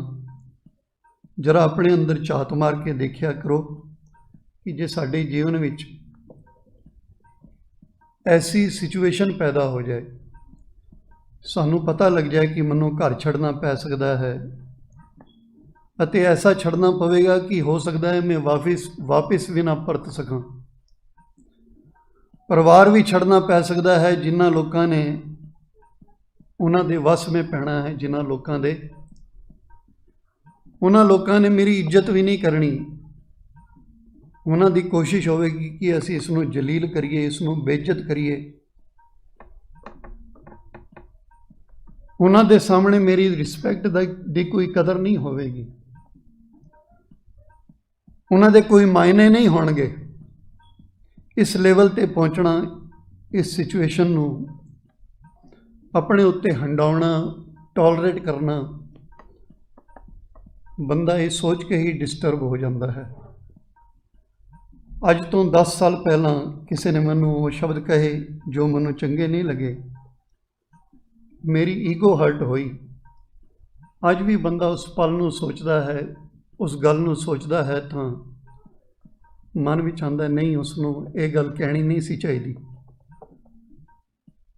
ਕੱਢ ਨਹੀਂ ਸਕਦੇ ਅਸੀਂ ਉਸ ਬੋਝ ਨੂੰ ਲੈ ਕੇ ਤੁਰਦੇ ਹਾਂ, ਉਹ ਬੈਗੇਜ ਲਗੇਜ ਨਾਲ ਤੁਰਦਾ ਹੈ ਸਾਡੇ। ਇਸ ਬੋਝ ਦੇ ਨਾਲ ਅਸੀਂ ਸਫ਼ਰ ਕਰਦੇ ਹਾਂ, ਆਪਣੀ ਜ਼ਿੰਦਗੀ ਬਿਤਾਉਂਦੇ ਹਾਂ। ਸਾਡਾ ਸਾਰਾ ਜੀਵਨ ਇਸ ਬੋਝ ਥੱਲੇ ਦੱਬਿਆ ਹੋਇਆ ਹੈ ਕਿ ਕਿਹੜੇ ਬੰਦੇ ਨੇ ਮੈਨੂੰ ਕੀ ਕਿਹਾ ਸੀ, ਕਿਹੜਾ ਬੰਦਾ ਮੇਰੇ ਨਾਲ ਖੜਾ ਸੀ। ਇੱਥੇ ਹੀ ਖੜੇ ਹਾਂ ਅਸੀਂ, ਅੱਗੇ ਨਹੀਂ ਤੁਰ ਪਾਏ। 20 ਸਾਲ 50 ਸਾਲ ਪੁਰਾਣੀਆਂ ਵੀ ਗੱਲਾਂ ਲਗੇਜ ਨਾਲ ਲੱਗੇ ਪਏ ਹਨ ਸਾਡੇ। ਸੋ ਮੇਰੇ ਕਹਿਣ ਦਾ ਮਤਲਬ ਹੈ ਕਿ ਗੁਰੂ ਅਰਜਨ ਸਾਹਿਬ ਪ੍ਰਤੀ ਵੀ ਉਹਨਾਂ ਲੋਕਾਂ ਨੇ ਇਹੀ ਸੋਚਿਆ ਕਿ ਗੁਰੂ ਅਰਜਨ ਸਾਹਿਬ ਵੀ ਇਸ ਤਰ੍ਹਾਂ ਹੀ ਸੋਚਦੇ ਹੋਣਗੇ। ਪਰ ਗੁਰੂ ਅਰਜਨ ਸਾਹਿਬ ਦੀ ਜ਼ਿੰਦਗੀ ਦਾ ਨਿਚੋੜ ਕੀ ਹੈ, ਐਸੈਂਸ ਕੀ ਹੈ? ਗੁਰੂ ਜੀ ਕਹਿੰਦੇ ਦੁੱਖ ਨਹੀਂ ਸਭ ਸੁਖੀ ਹੈ ਰੇ, ਏਕੋ ਏਕੀ नेते बुरा नहीं सब भलाई है रे, हार नहीं सब जीते कोई हार नहीं जीती है। उन्होंने जिंदगी ਨੂੰ ਹਾਰਨਾ ਸਿੱਖਿਆ ਹੀ ਨਹੀਂ। ਉਹਨਾਂ ਦੀ ਸੋਚ ਦਾ ਲੈਵਲ ਉਹ ਕੁਝ ਹੋਰ ਹੀ ਹੈ, ਉੱਚਾ ਲੈਵਲ ਹੈ। ਸਾਡੇ ਲੈਵਲ ਤੋਂ ਗੱਲ ਉੱਪਰ ਚਲੀ ਜਾਂਦੀ ਹੈ, ਸਾਡੇ ਦਿਮਾਗ ਤੋਂ ਉੱਪਰ ਦੀ ਗੱਲ ਹੈ। ਸਭ ਕੁਝ ਛੱਡਣਾ ਪਿਆ। ਉਹਨਾਂ ਕਿਹਾ ਕਿ ਕੀ ਛੁੱਟਿਆ ਹੈ? ਕੁਝ ਵੀ ਨਹੀਂ, ਤੇ ਕੁਝ ਵੀ ਤੇ ਛੁੱਟਿਆ ਨਹੀਂ। ਪਕੜ ਹੀ ਕਿਸ ਚੀਜ਼ ਦੀ ਸੀ? ਮੈਂ ਪਕੜਿਆ ਹੀ ਕਿਸ ਚੀਜ਼ ਨੂੰ ਸੀ ਜਿਹੜਾ ਛੁੱਟ ਜਾਣਾ ਸੀ? ਕਿਸੇ ਨੇ ਮਾੜੇ ਬੋਲ ਦਿੱਤੇ, ਕਹਿੰਦੇ ਫਿਰ ਕੀ ਹੋਇਆ, ਇਸ ਦੇ ਨਾਲ ਕੀ ਹੋ ਗਿਆ? ਇਹ ਕਿਸ ਬੇਸ ਦੇ ਉੱਤੇ ਮੇਰੀ ਰਿਸਪੈਕਟ ਨੂੰ ਚੋਟ ਕਰਨਾ ਚਾਹੁੰਦਾ ਹੈ, ਹਰਟ ਕਰਨਾ ਚਾਹੁੰਦਾ ਹੈ? ਕਿਹੜਾ ਸਤਿਕਾਰ? ਇਹ ਸੋਚਦੇ ਹਨ ਜਿਹੋ ਜਿਹਾ ਸਾਡਾ ਆਰਟੀਫਿਸ਼ਲ ਸਤਿਕਾਰ ਹੈ, ਇਹੋ ਜਿਹਾ ਹੀ ਇਹਨਾਂ ਦਾ ਵੀ ਹੋਵੇਗਾ, ਵਿਖਾਵੇ ਵਾਲਾ। ਹੁਣ ਜੇ ਮੇਰੇ ਸਰੀਰ ਨੂੰ ਤੱਤੀ ਤਵੀ 'ਤੇ ਬਿਠਾਉਣਗੇ ਫਿਰ ਕੀ ਹੋਏਗਾ? ਕੌਣ ਮਰੇਗਾ? ਕਿਹੜੀ ਚੀਜ਼ ਖਤਮ ਹੋਵੇਗੀ? ਇਹ ਕਿਸ ਨੂੰ ਦੁੱਖ ਦੇ ਰਹੇ ਹਨ? ਜਰਾ ਸੋਚ ਕੇ ਦੇਖੋ ਕਿ ਅਸੀਂ ਗੁਰੂ ਅਰਜਨ ਸਾਹਿਬ ਦੀ ਬਾਣੀ ਦੇ ਵਿੱਚੋਂ ਹੀ ਸਮਝਣ ਦੀ ਕੋਸ਼ਿਸ਼ ਕਰੀਏ ਕਿ ਜੀਵਨ ਦਾ, ਜ਼ਿੰਦਗੀ ਦਾ ਕਿਤਨਾ ਉੱਚਾ ਲੈਵਲ ਹੈ, ਕਿਤਨਾ ਉੱਚਾ ਪੱਧਰ ਹੈ। ਗੁਰੂ ਜੀ ਕਹਿੰਦੇ ਹਨ ਨੈ ਕਿਛ ਜਨਮੈ ਨੈ ਕਿਛ ਮਰੈ, ਆਪਨ ਚਲਤ ਆਪ ਹੀ ਕਰੈ। ਸੁਖਮਨੀ ਸਾਹਿਬ ਦੀ 14ਵੀਂ ਪੌੜੀ ਦੇ ਵਿੱਚ ਕਹਿੰਦੇ ਹਨ। ਤੇ ਫਿਰ 23ਵੀਂ ਪੌੜੀ ਦੇ ਵਿੱਚ ਇੱਕ ਹੋਰ ਚੀਜ਼ ਕਹਿੰਦੇ ਹਨ ਕਿ ਆਮਨ ਜਾਨ ਇੱਕ ਖੇਲ ਬਣਾਇਆ, ਆਗਿਆਕਾਰੀ ਕੀਨੀ ਮਾਇਆ, ਸਭ ਕੇ ਮਦ ਅਲਿਪਤ ਰਹੇ, ਜੋ ਕਿਛ ਕਹਿਣਾ ਸੋ ਆਪੇ ਕਹੈ, ਆਗਿਆ ਆਵੇ ਆਗਿਆ ਜਾਏ।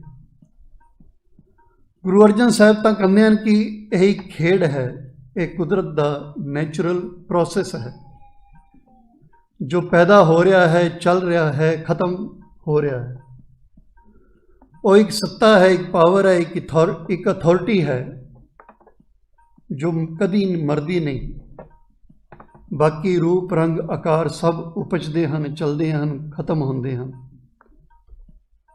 ਪਰ ਉਹ ਸੱਤਾ ਖਤਮ ਨਹੀਂ ਹੁੰਦੀ। ਗੁਰੂ ਜੀ ਨੇ ਇਹ ਸਾਰੀ ਸ੍ਰਿਸ਼ਟੀ ਦਾ, ਇਸ ਸੰਸਾਰ ਦਾ ਕਿਤਨਾ ਵੱਡਾ ਆਧਾਰ ਲੱਭਿਆ ਹੈ, ਕਿਤਨਾ ਵੱਡਾ ਬੇਸ, ਕਿਤਨੀ ਵੱਡੀ ਫਾਊਂਡੇਸ਼ਨ ਨੂੰ ਗੁਰੂ ਜੀ ਨੇ ਪਕੜਿਆ ਹੈ। ਇਸ ਬੇਸ ਤੱਕ ਪਹੁੰਚਣਾ ਹੀ ਧਰਮ ਦਾ ਜੋ ਅਸਲ ਮਕਸਦ ਹੈ, ਅਸਲ ਏਮ ਜੋ ਹੈ, ਉਹ ਇਸ ਬੇਸ ਤੱਕ ਪਹੁੰਚਣਾ ਹੈ। ਇਸ ਮੂਲ ਤੱਕ ਪਹੁੰਚਣਾ ਹੀ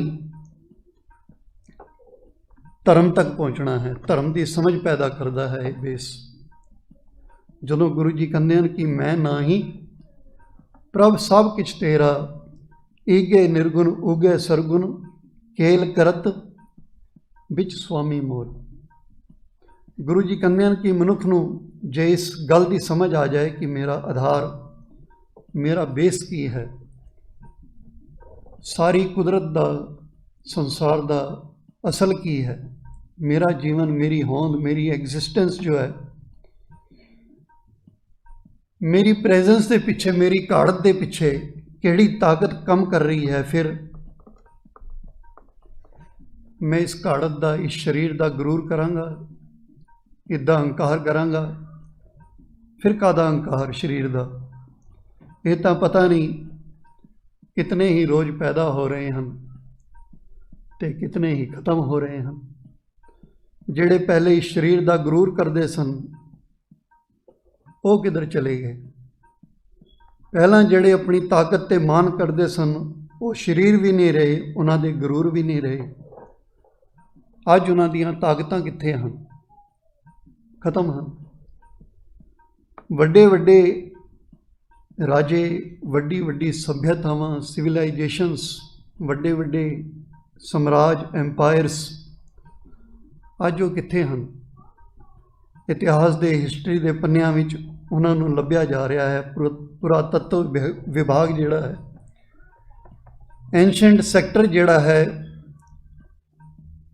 वो उन्हां दी हिस्टरी नूं लभ रहे हैं कि सानूं पता लग जाए कि वो लोग किस तरह जींदे सन, की करते सन, किस तरह जिंदगी बिताते सन, उन्हां नाल की होया, उन्हां दा समराज, उन्हां दे एम्पायरस, वो सिविलाइजेशनस किस तरह खत्म हो गई, किस तरह वैनिश हो गई, किस तरह मिट गई।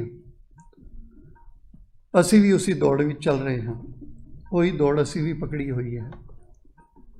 इस नूं गुरु पातशाह जी कहंदे हैं, मूल संभालो अचेत गवारो। इत्थे गुरु जी ने दो शब्द वरते हैं, एक है अचेत, दूसरा क्या है? गवारा। अचेत का मतलब है जो अवेयर नहीं है, अज्ञानता विच डुबे हुए नूं, डार्कनैस फॉलो करने वाले नूं, डार्कनैस हंडा रहे बंदे नूं गुरु जी अचेत कहंदे हैं।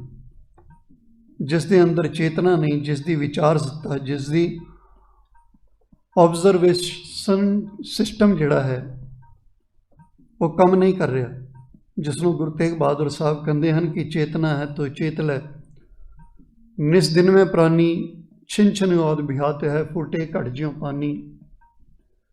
हर गुण काहे न गावे, मूरख ज्ञाना, झूठे लालच लग कै न मरम पछोना। अजों कछ बिगड़ियो नहीं, जो प्रभ गुण गावे, कहो नानक तै भजन ते निर्भय पद पावे। जरा सोचो, जिहड़ा गुजरिया होया वक्त है उसनों वापस नहीं लिया जा सकता, ते आने वाले की सिर्फ उड़ीक की जा सकती है कि आ जाए। बीते हुए पास्ट नूं तुसीं वापस नहीं लिया सकते, ते फ्यूचर की उड़ीक कर सकते हैं, एक्सपैक्टेशन कर सकते हैं कि कल भी असी देख लीए, पर क्लेम तो नहीं है ना, दावा तो नहीं है कि असी देख ही लवांगे। जो बीत गया है, गुजर गया है, उसनों असी वापस नहीं लिया सकते, उस पल नूं दोबारा जी नहीं सकते। आने वाले की उम्मीद की जा सकती है, कल का दिन भी मिल जाए, परसों का भी मिल जाए, साल 10 साल होर वध तों वध समा मिल जाए। ये सारा कुछ तो उम्मीद ते टिकिया होया है, एक्सपैक्टेशन ते टिकिया होया है। जे मिल गया ठीक है, क्लेम तो नहीं है ना साडा, पर जीवन तो उही है, जिंदगी तो उही है जो अज जी रहे हैं, हुणे दा समा, प्रेजेंट जो है ये जिंदगी है। जिहड़ा सा आ रहा है, काम चल रहा है तो चल रहा है। सो गरीब नवाज पातशाह साडी चेतना नूं जगाना चाहते हैं। जिवें गुरु अर्जन पातशाह जी कहते हैं कि चेता ही ता चेत, साहिब सच्चा सो धनी नानक, सतगुर सेव चढ़ बोहित भौजल पार पाओ। अपनी चेतना नूं जगा, अवेयर हो, अंदरों सुचेत हो, जाग। इसनूं जागना भी क्या है? गुरु जी जगह शब्द कहते हैं कि जाग लियो रे मना, जाग लियो कहाँ गाफल सोया। कहाँ का मतलब किथे, क्यों, किस लिए बेसुरत हो के सुता पिया है। गुरु जी बंदे दे शरीर नूं नहीं, मन नूं जगाना चाहते हैं। हो सकता है शरीर साडा जागदा है, असीं कहिए असीं ते जाग रहे हैं, सानूं ते सुरत है, पर कई बार अपने ख्यालों ही बंदा जा रहा होवे ना, तो अपने घरों के अगों भी निकल जाता है, उन्होंने पता ही नहीं चलता मैं अपने घर के अगों निकल गया। तो होया कि कहता ध्यान ही नहीं रहा। ਸੁੱਤਾ ਥੋੜੀ ਸੀ, ਜਾਗਦਾ ਸੀ, ਪਰ ਅਚੇਤ ਹੈ, ਅਵੇਅਰ ਨਹੀਂ ਹੈ। ਗੁਰੂ ਜੀ ਉਸੇ ਨੂੰ ਕਹਿ ਰਹੇ ਹਨ ਕਿ ਬੇਸੁਰਤ ਹੋ ਕੇ ਜ਼ਿੰਦਗੀ ਜੀ ਰਿਹਾ ਹੈ ਤੂੰ। ਬੰਦੇ ਦੇ ਸਰੀਰ ਨੂੰ ਨਹੀਂ, ਮਨ ਨੂੰ ਜਗਾਉਣਾ ਚਾਹੁੰਦੇ ਹਨ, ਜਿਸ ਨੂੰ ਗੁਰੂ ਜੀ ਕਹਿੰਦੇ ਹਨ ਕਿ ਸਿਮਰ ਸਿਮਰ ਸਿਮਰ ਗੁਰ ਆਪਣਾ। ਤੇ ਕਿਸ ਵਾਸਤੇ? ਕਹਿੰਦੇ ਸੋਇਆ ਮਨ ਜਾਗਾਈ। ਇਹ ਮਨ ਜਿਹੜਾ ਸੁੱਤਾ ਪਿਆ ਤੇਰਾ, ਇਸ ਨੂੰ ਜਗਾਉਣਾ ਹੈ। ਸੋ ਪਾਤਸ਼ਾਹ ਜੀ ਕਹਿੰਦੇ ਹਨ ਕਿ ਮੂਲ ਸੰਭਾਲੋ ਅਚੇਤ ਗਵਾਰਾ। ਗੁਰੂ ਜੀ ਨੇ ਪਹਿਲਾ ਸ਼ਬਦ ਵਰਤਿਆ ਅਚੇਤ, ਤੇ ਦੂਜਾ ਸ਼ਬਦ ਕਹਿੰਦੇ ਗਵਾਰਾ। ਜਿਹੜਾ ਅਚੇਤ ਹੈ, ਜਿਹੜਾ ਦਿਮਾਗ ਦੀ ਵਰਤੋਂ ਨਹੀਂ ਕਰ ਰਿਹਾ, ਉਹ ਮੂਰਖ ਹੈ, ਉਹ ਅਨਸਿਵਲਾਈਜ਼ਡ ਹੈ। ਗੁਰੂ ਜੀ ਕਹਿੰਦੇ ਹਨ ਕਿ ਉਹ ਬੈਕਵਰਡ ਹੈ, ਗਵਾਰ ਹੈ। ਜਿਹੜਾ ਚੇਤਨਾ ਵਿੱਚ ਹੈ, ਅਵੇਅਰਨੈਸ ਵਿੱਚ ਹੈ, ਉਹ ਸੁਗੜ ਹੈ, ਉਹ ਸਿਆਣਾ ਹੈ। ਉਸ ਨੂੰ ਪਤਾ ਹੈ ਮੈਂ ਕੀ ਕੰਮ ਕਰ ਰਿਹਾ ਹਾਂ, ਚਾਹੇ ਧਾਰਮਿਕ ਦੁਨੀਆ ਦਾ ਹੈ, ਚਾਹੇ ਆਪਣੀ ਜ਼ਿੰਦਗੀ ਦਾ ਹੈ। ਆਪਣੀ ਜ਼ਿੰਦਗੀ ਦੇ ਕੰਮ ਅਸੀਂ ਅਵੇਅਰ ਹੋ ਕੇ ਕਰਦੇ ਹਾਂ ਕਿ ਸਾਡਾ ਟਾਈਮ ਇੱਕ ਮਿੰਟ ਵੀ ਜਿਹੜਾ ਹੈ ਉਹ ਖਰਾਬ ਨਾ ਹੋਵੇ। ਪਰ ਧਾਰਮਿਕ ਦੁਨੀਆ ਦੇ ਕੰਮ ਜਿਹੜੇ ਕਰ ਰਹੇ ਹਾਂ ਨਾ, ਅਵੇਅਰਨੈਸ ਹੈ ਹੀ ਨਹੀਂ ਉਸ ਵਿੱਚ। ਸਾਨੂੰ ਪਤਾ ਹੀ ਨਹੀਂ ਕਿਉਂ ਕਰ ਰਹੇ ਹਾਂ। ਜੇ ਪੁੱਛ ਲਵੋ, ਸਾਡੇ ਬਜ਼ੁਰਗ ਕਰਦੇ ਸੀ, ਉਹਨਾਂ ਨੂੰ ਕਹੋ ਗੁਰੂ ਨਾਨਕ ਸਾਹਿਬ ਨੇ ਮਨਾ ਕੀਤਾ ਹੈ, ਕਹਿੰਦੇ ਨਹੀਂ ਸਾਨੂੰ ਨਹੀਂ ਪਤਾ, ਅਸੀਂ ਮੱਥਾ ਟੇਕਣਾ ਹੈ, ਬਸ ਗੁਰੂ ਜੀ ਨੂੰ ਮੱਥਾ ਟੇਕਣਾ ਹੈ, ਚਲੋ ਕੰਮ ਸਰਿਆ। ਗੁਰੂ ਕੀ ਕਹਿੰਦਾ ਸਾਨੂੰ ਮਤਲਬ ਨਹੀਂ। ਸਾਡੇ ਬਜ਼ੁਰਗ ਕਹਿੰਦੇ ਸੀ, ਉਹ ਅਸੀਂ ਕਰ ਰਹੇ ਹਾਂ, ਪਤਾ ਹੀ ਨਹੀਂ ਕਿਉਂ ਕਰ ਰਹੇ ਹਾਂ, ਇਹ ਵੀ ਨਹੀਂ ਪਤਾ। ਕਈ ਵਾਰ ਇਹੋ ਜਿਹੇ ਤਿਉਹਾਰ ਅਸੀਂ ਮਨਾ ਰਹੇ ਹਾਂ, ਇਹੋ ਜਿਹੇ ਦਿਨ ਅਸੀਂ ਮਨਾਉਂਦੇ ਹਾਂ, ਬੱਚਿਆਂ ਨੂੰ ਉਹਨਾਂ ਦੇ ਨਾਮ ਵੀ ਪ੍ਰੋਨਾਉਂਸ ਕਰਨੇ ਵੀ ਨਹੀਂ ਆਉਂਦੇ। ਆ ਕੇ ਪੁੱਛਦੇ ਹਨ ਤੇ ਕਈ ਵਾਰ ਸਮਝ ਨਹੀਂ ਆਉਂਦਾ ਕਿ ਕਿਸ ਬਾਰੇ ਗੱਲ ਕਰ ਰਹੇ ਹਨ। ਕਹਿੰਦੇ ਖੱਖੜੀਆਂ ਕਦੋਂ ਆਉਣੀਆਂ ਹਨ? ਮੈਂ ਕਿਹਾ ਖੱਖੜੀਆਂ ਨਹੀਂ ਭਾਈ, ਰੱਖੜੀਆਂ ਦੀ ਗੱਲ ਕਰ ਰਿਹਾ ਹੋਣਾ, ਸ਼ਾਇਦ ਰੱਖੜੀਆਂ ਦੀ ਗੱਲ ਕਰਦਾ। ਤੇ ਅਵੇਅਰਨੈਸ ਨਹੀਂ ਹੈ, ਸਾਨੂੰ ਪਤਾ ਹੀ ਨਹੀਂ ਅਸੀਂ ਕਿਉਂ ਕਰ ਰਹੇ ਹਾਂ। ਖੱਖੜੀਆਂ ਖਾਣ ਵਾਲੀਆਂ ਹੁੰਦੀਆਂ, ਮਨਾਉਣ ਵਾਲੇ ਤੁਸੀਂ ਰੱਖੜੀਆਂ ਮਨਾਉਂਦੇ ਹੋ, ਜਿਹੜਾ ਦਿਨ ਸਾਡੇ ਵਾਸਤੇ, ਸਿੱਖ ਵਾਸਤੇ ਹੈ ਹੀ ਨਹੀਂ। ਸਿੱਖ ਵਾਸਤੇ ਤਾਂ ਸਾਰੀਆਂ ਹੀ ਭੈਣਾਂ ਹਨ, ਜਿਹੜੀ ਸਾਡੇ ਸਮਾਜ ਵਿੱਚੋਂ ਨਹੀਂ ਹਨ, ਜੋ ਮੇਰੀ ਉਮਰ ਦੀਆਂ ਹਨ, ਉਹ ਭੈਣਾਂ ਹਨ। ਵੱਡੀ ਉਮਰ ਦੀ ਗੁਰੂ ਜੀ ਨੇ ਕਿਹਾ ਮਾਂ ਦੇ ਬਰਾਬਰ ਹਨ, ਛੋਟੀ ਬੱਚੀਆਂ ਦੇ ਬਰਾਬਰ ਹਨ। ਇਸ ਨਜ਼ਰ ਨਾਲ ਸਾਰੇ ਸੰਸਾਰ ਨੂੰ ਦੇਖਣਾ ਹੈ।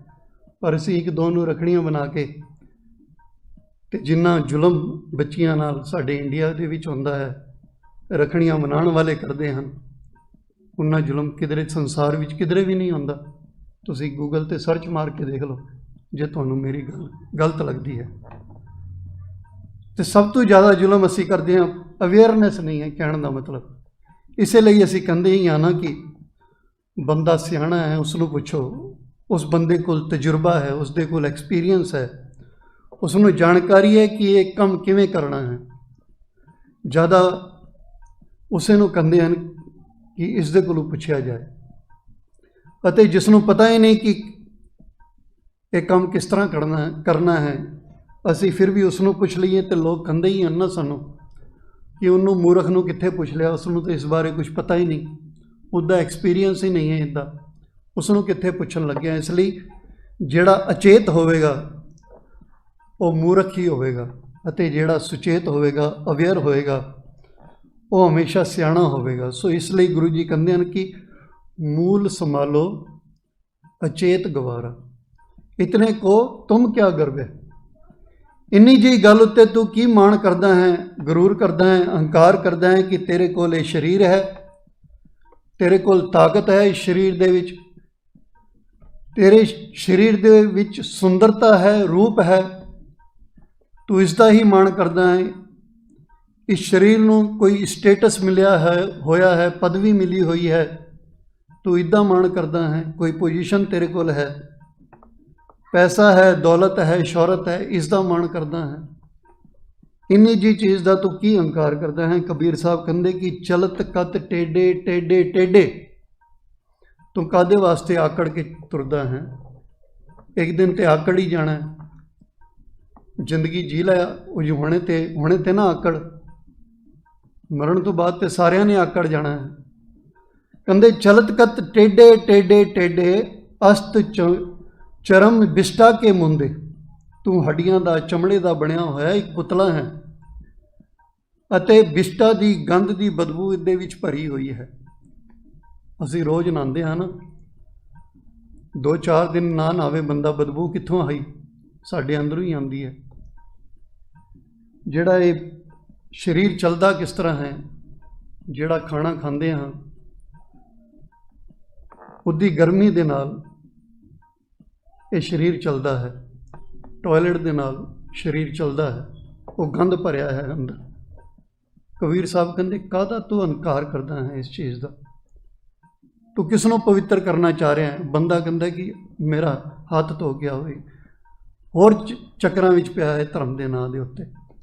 ਇਹ ਤੇ ਸਰੀਰ ਪਵਿੱਤਰ ਹੋ ਹੀ ਨਹੀਂ ਸਕਦਾ। ਹਾਂ, ਸਾਫ਼ ਜ਼ਰੂਰ ਹੋ ਸਕਦਾ ਹੈ, ਗੁਰੂ ਜੀ ਨੇ ਸਫਾਈ ਦੀ ਗੱਲ ਜ਼ਰੂਰ ਕਹੀ ਹੈ, ਪਰ ਬਿਲਕੁਲ ਪਵਿੱਤਰ ਹੋ ਜਾਏ ਕਦੀ ਵੀ ਨਹੀਂ ਹੋ ਸਕਦਾ। ਤੇ ਗੁਰੂ ਜੀ ਕਹਿੰਦੇ ਹਨ ਕਿ ਅਸਤ ਚਰਮ ਬਿਸ਼ਟਾ ਕੇ ਮੁੰਦੇ ਦੁਰਗੰਧ ਹੀ ਕੇ ਬੇਡੇ। ਤੇਰੇ ਅੰਦਰ ਸਿਰਫ ਦੁਰਗੰਧ ਭਰੀ ਹੋਈ ਹੈ, ਸਮੈਲ ਭਰੀ ਹੋਈ ਹੈ, ਬਦਬੂ ਭਰੀ ਹੋਈ ਹੈ। ਇਸ ਦਾ ਤੂੰ ਮਾਣ ਕਰਦਾ ਹੈ। ਗੁਰੂ ਸਾਹਿਬ ਜੀ ਨੇ ਇਹ ਸ਼ਬਦ ਕਿਸੇ ਨੂੰ ਡਰਾਉਣ ਵਾਸਤੇ ਨਹੀਂ ਲਿਖੇ ਹਨ ਕਿ ਬੰਦੇ ਨੂੰ ਡਰਾਉਣਾ ਹੈ। ਜਦੋਂ ਮਹਾਰਾਜ ਕਿਸੇ ਚੀਜ਼ ਦੇ ਗਵਾਚਣ ਦੀ ਗੱਲ ਕਰਦੇ ਹਨ ਕਿ ਇਹ ਜਿਸ ਦਾ ਤੂੰ ਮਾਣ ਕਰਦਾ ਹੈ ਇਹ ਚੀਜ਼ ਗਵਾਚ ਸਕਦੀ ਹੈ, ਟੁੱਟ ਸਕਦੀ ਹੈ, ਖਤਮ ਹੋ ਸਕਦੀ ਹੈ, ਮਰ ਸਕਦੀ ਹੈ, ਤਾਂ ਉਹ ਸਾਨੂੰ ਅਵੇਅਰ ਕਰਦੇ ਹਨ ਕਿ ਇਹ ਪੋਸੀਬਿਲਿਟੀਜ਼ ਹਨ, ਇਹ परिस्थितियां तेरी जिंदगी विच आ सकती है, सिचुएशन आ सकती है, ये होएगा, ये वापरेगा। सच्चाई तो तू अखां नूं मोड़ना, तू सच्चाई तो अखां नहीं फेर सकता। इसलिए गुरु जी कहते हैं कि मूल संभालो अचेत गवारा, इतने को तुम क्या गर्व है। इन्नी जी गल उत्ते तैनूं काहदा अहंकार। सुखमनी साहिब की बाणी विच भी गुरु जी सानू समझाते हैं कि जिसके अंतर राज अभिमान सो नरकपाती हो वसवान, जो जाने में जो बनवंत सो विष्टा का जंत, आपस को कर्मंत कहावे, जन्म रह वो जोन भरमावे, धन भूम का जो करे गुमान। गुरु जी की कहते अगे, सो मूर्ख अंधा अज्ञान। वो ज्ञानता भी जी रहा है, मूर्ख है, अंधा है, ब्लाइंड है। फिर निचोड़ की करते हैं, एसेंस की कढ़ते हैं। कहते कि कर किरपा जिसके हिरदे गरीबी बसावे। हिरदे गरीबी बसावे, हुण जरा सोच के देखिए कि हिरदे गरीबी बसावे का की मतलब है, जिसनों असी अरदास विच भी पढ़ते हैं कि सिखां दा मन नीवां, बंदा अंदरों निभ के चले, अंदरों हंबल होवे, फिर होवेगा कि गुरु जी कहते नानक इहां मुक्त आगे सुख पावे। हुण ते वो ईगो तू अहंकार तू मुक्त हो जाएगा। आगे सुख पावे का मतलब कि आने वाला समा, आने वाले फ्यूचर दे विच भी वो सुखी होवेगा, क्योंकि उसने पहला कदम ही सही पुटिया है। पहला स्टैप ही जिहड़ा है, फर्स्ट स्टैप ही जो है सुख का पुटिया है। और जिस सिचुएशन विच जी रहा है वो बड़ी वधिया है, इसलिए उसका अगला कदम भी बड़ा वधिया ही होवेगा। सोच के अवेयर हो के अगला कदम भी पुटेगा। यह भी एक अलग तरह की खेड है, जिसनों ये खेड खेडनी आ जाए वो हमेशा लिए सुखी हो जाता है। जिंदगी की खेड है। गुरु जी इस जिंदगी की खेडना सानू सिखाते हैं। बाबा फरीद जी का एक वचन है, फरीदा लोड़े दाख बिजरियां, किकर बीजे जट, हंडे मुन कताइंदा पैंदा लोड़े पट। बाबा फरीद जी कहते कि बंदा अंगूर खाना चाहता है पर बीज किकरां दे बीज रहा। शरीर ते कपड़ा रेशमी पाना चाहता है पर मोंडे ते उन चक्की फिरदा है, टेलर नूं उन दे के आया है कि मैनू रेशमी कपड़ा सी दे। इस तरह जिवें चाहता हाँ कि मेरा आने वाला समा शांति नाल सहज भरिया सुख भरिया होवे, तो उसके बीज भी तो मैनू बीजने पैणगे। आर्टिफिशियल उधार चोरी किया होया लुटिया होया तो कुछ नहीं मिलता। बाणी विच गुरु जी ने इसका फैसला कर दिता है। गुरु जी कहते हैं कि दौलत लुटी जा सकती है, शोहरत हथियाई जा सकती है, पदवी पोजीशन जिहड़ी है किसी को खोई जा सकती है, पर जिंदगी का आनंद जिंदगी का खेड़ा ये किसी तो खोया नहीं जा सकता, ये चोरी नहीं किया जा सकता। हर तन को उचक्का नेड़ ना आवई, जम जागाती डंड ना लगाई। जेड़े तेरे गुण हैं ना वो कोई चोरी नहीं कर सकता। मेरे अगू कोई वाजा चुक के लिजा सकता है, पर वाजा तो मैनू वजाना तो नहीं चोरी कर सकता। मेरा वजा जिथे मैनू वाजा मिले मैं वजा लेना। बंसरी बजाने वाला जोड़ा है, जो बंसरी उदी खोलो तो कि वह बंसरी बजाना भुल जाएगा? नहीं भुलेगा। गुण जिहड़े हैं वो चोरी नहीं किए जा सकते।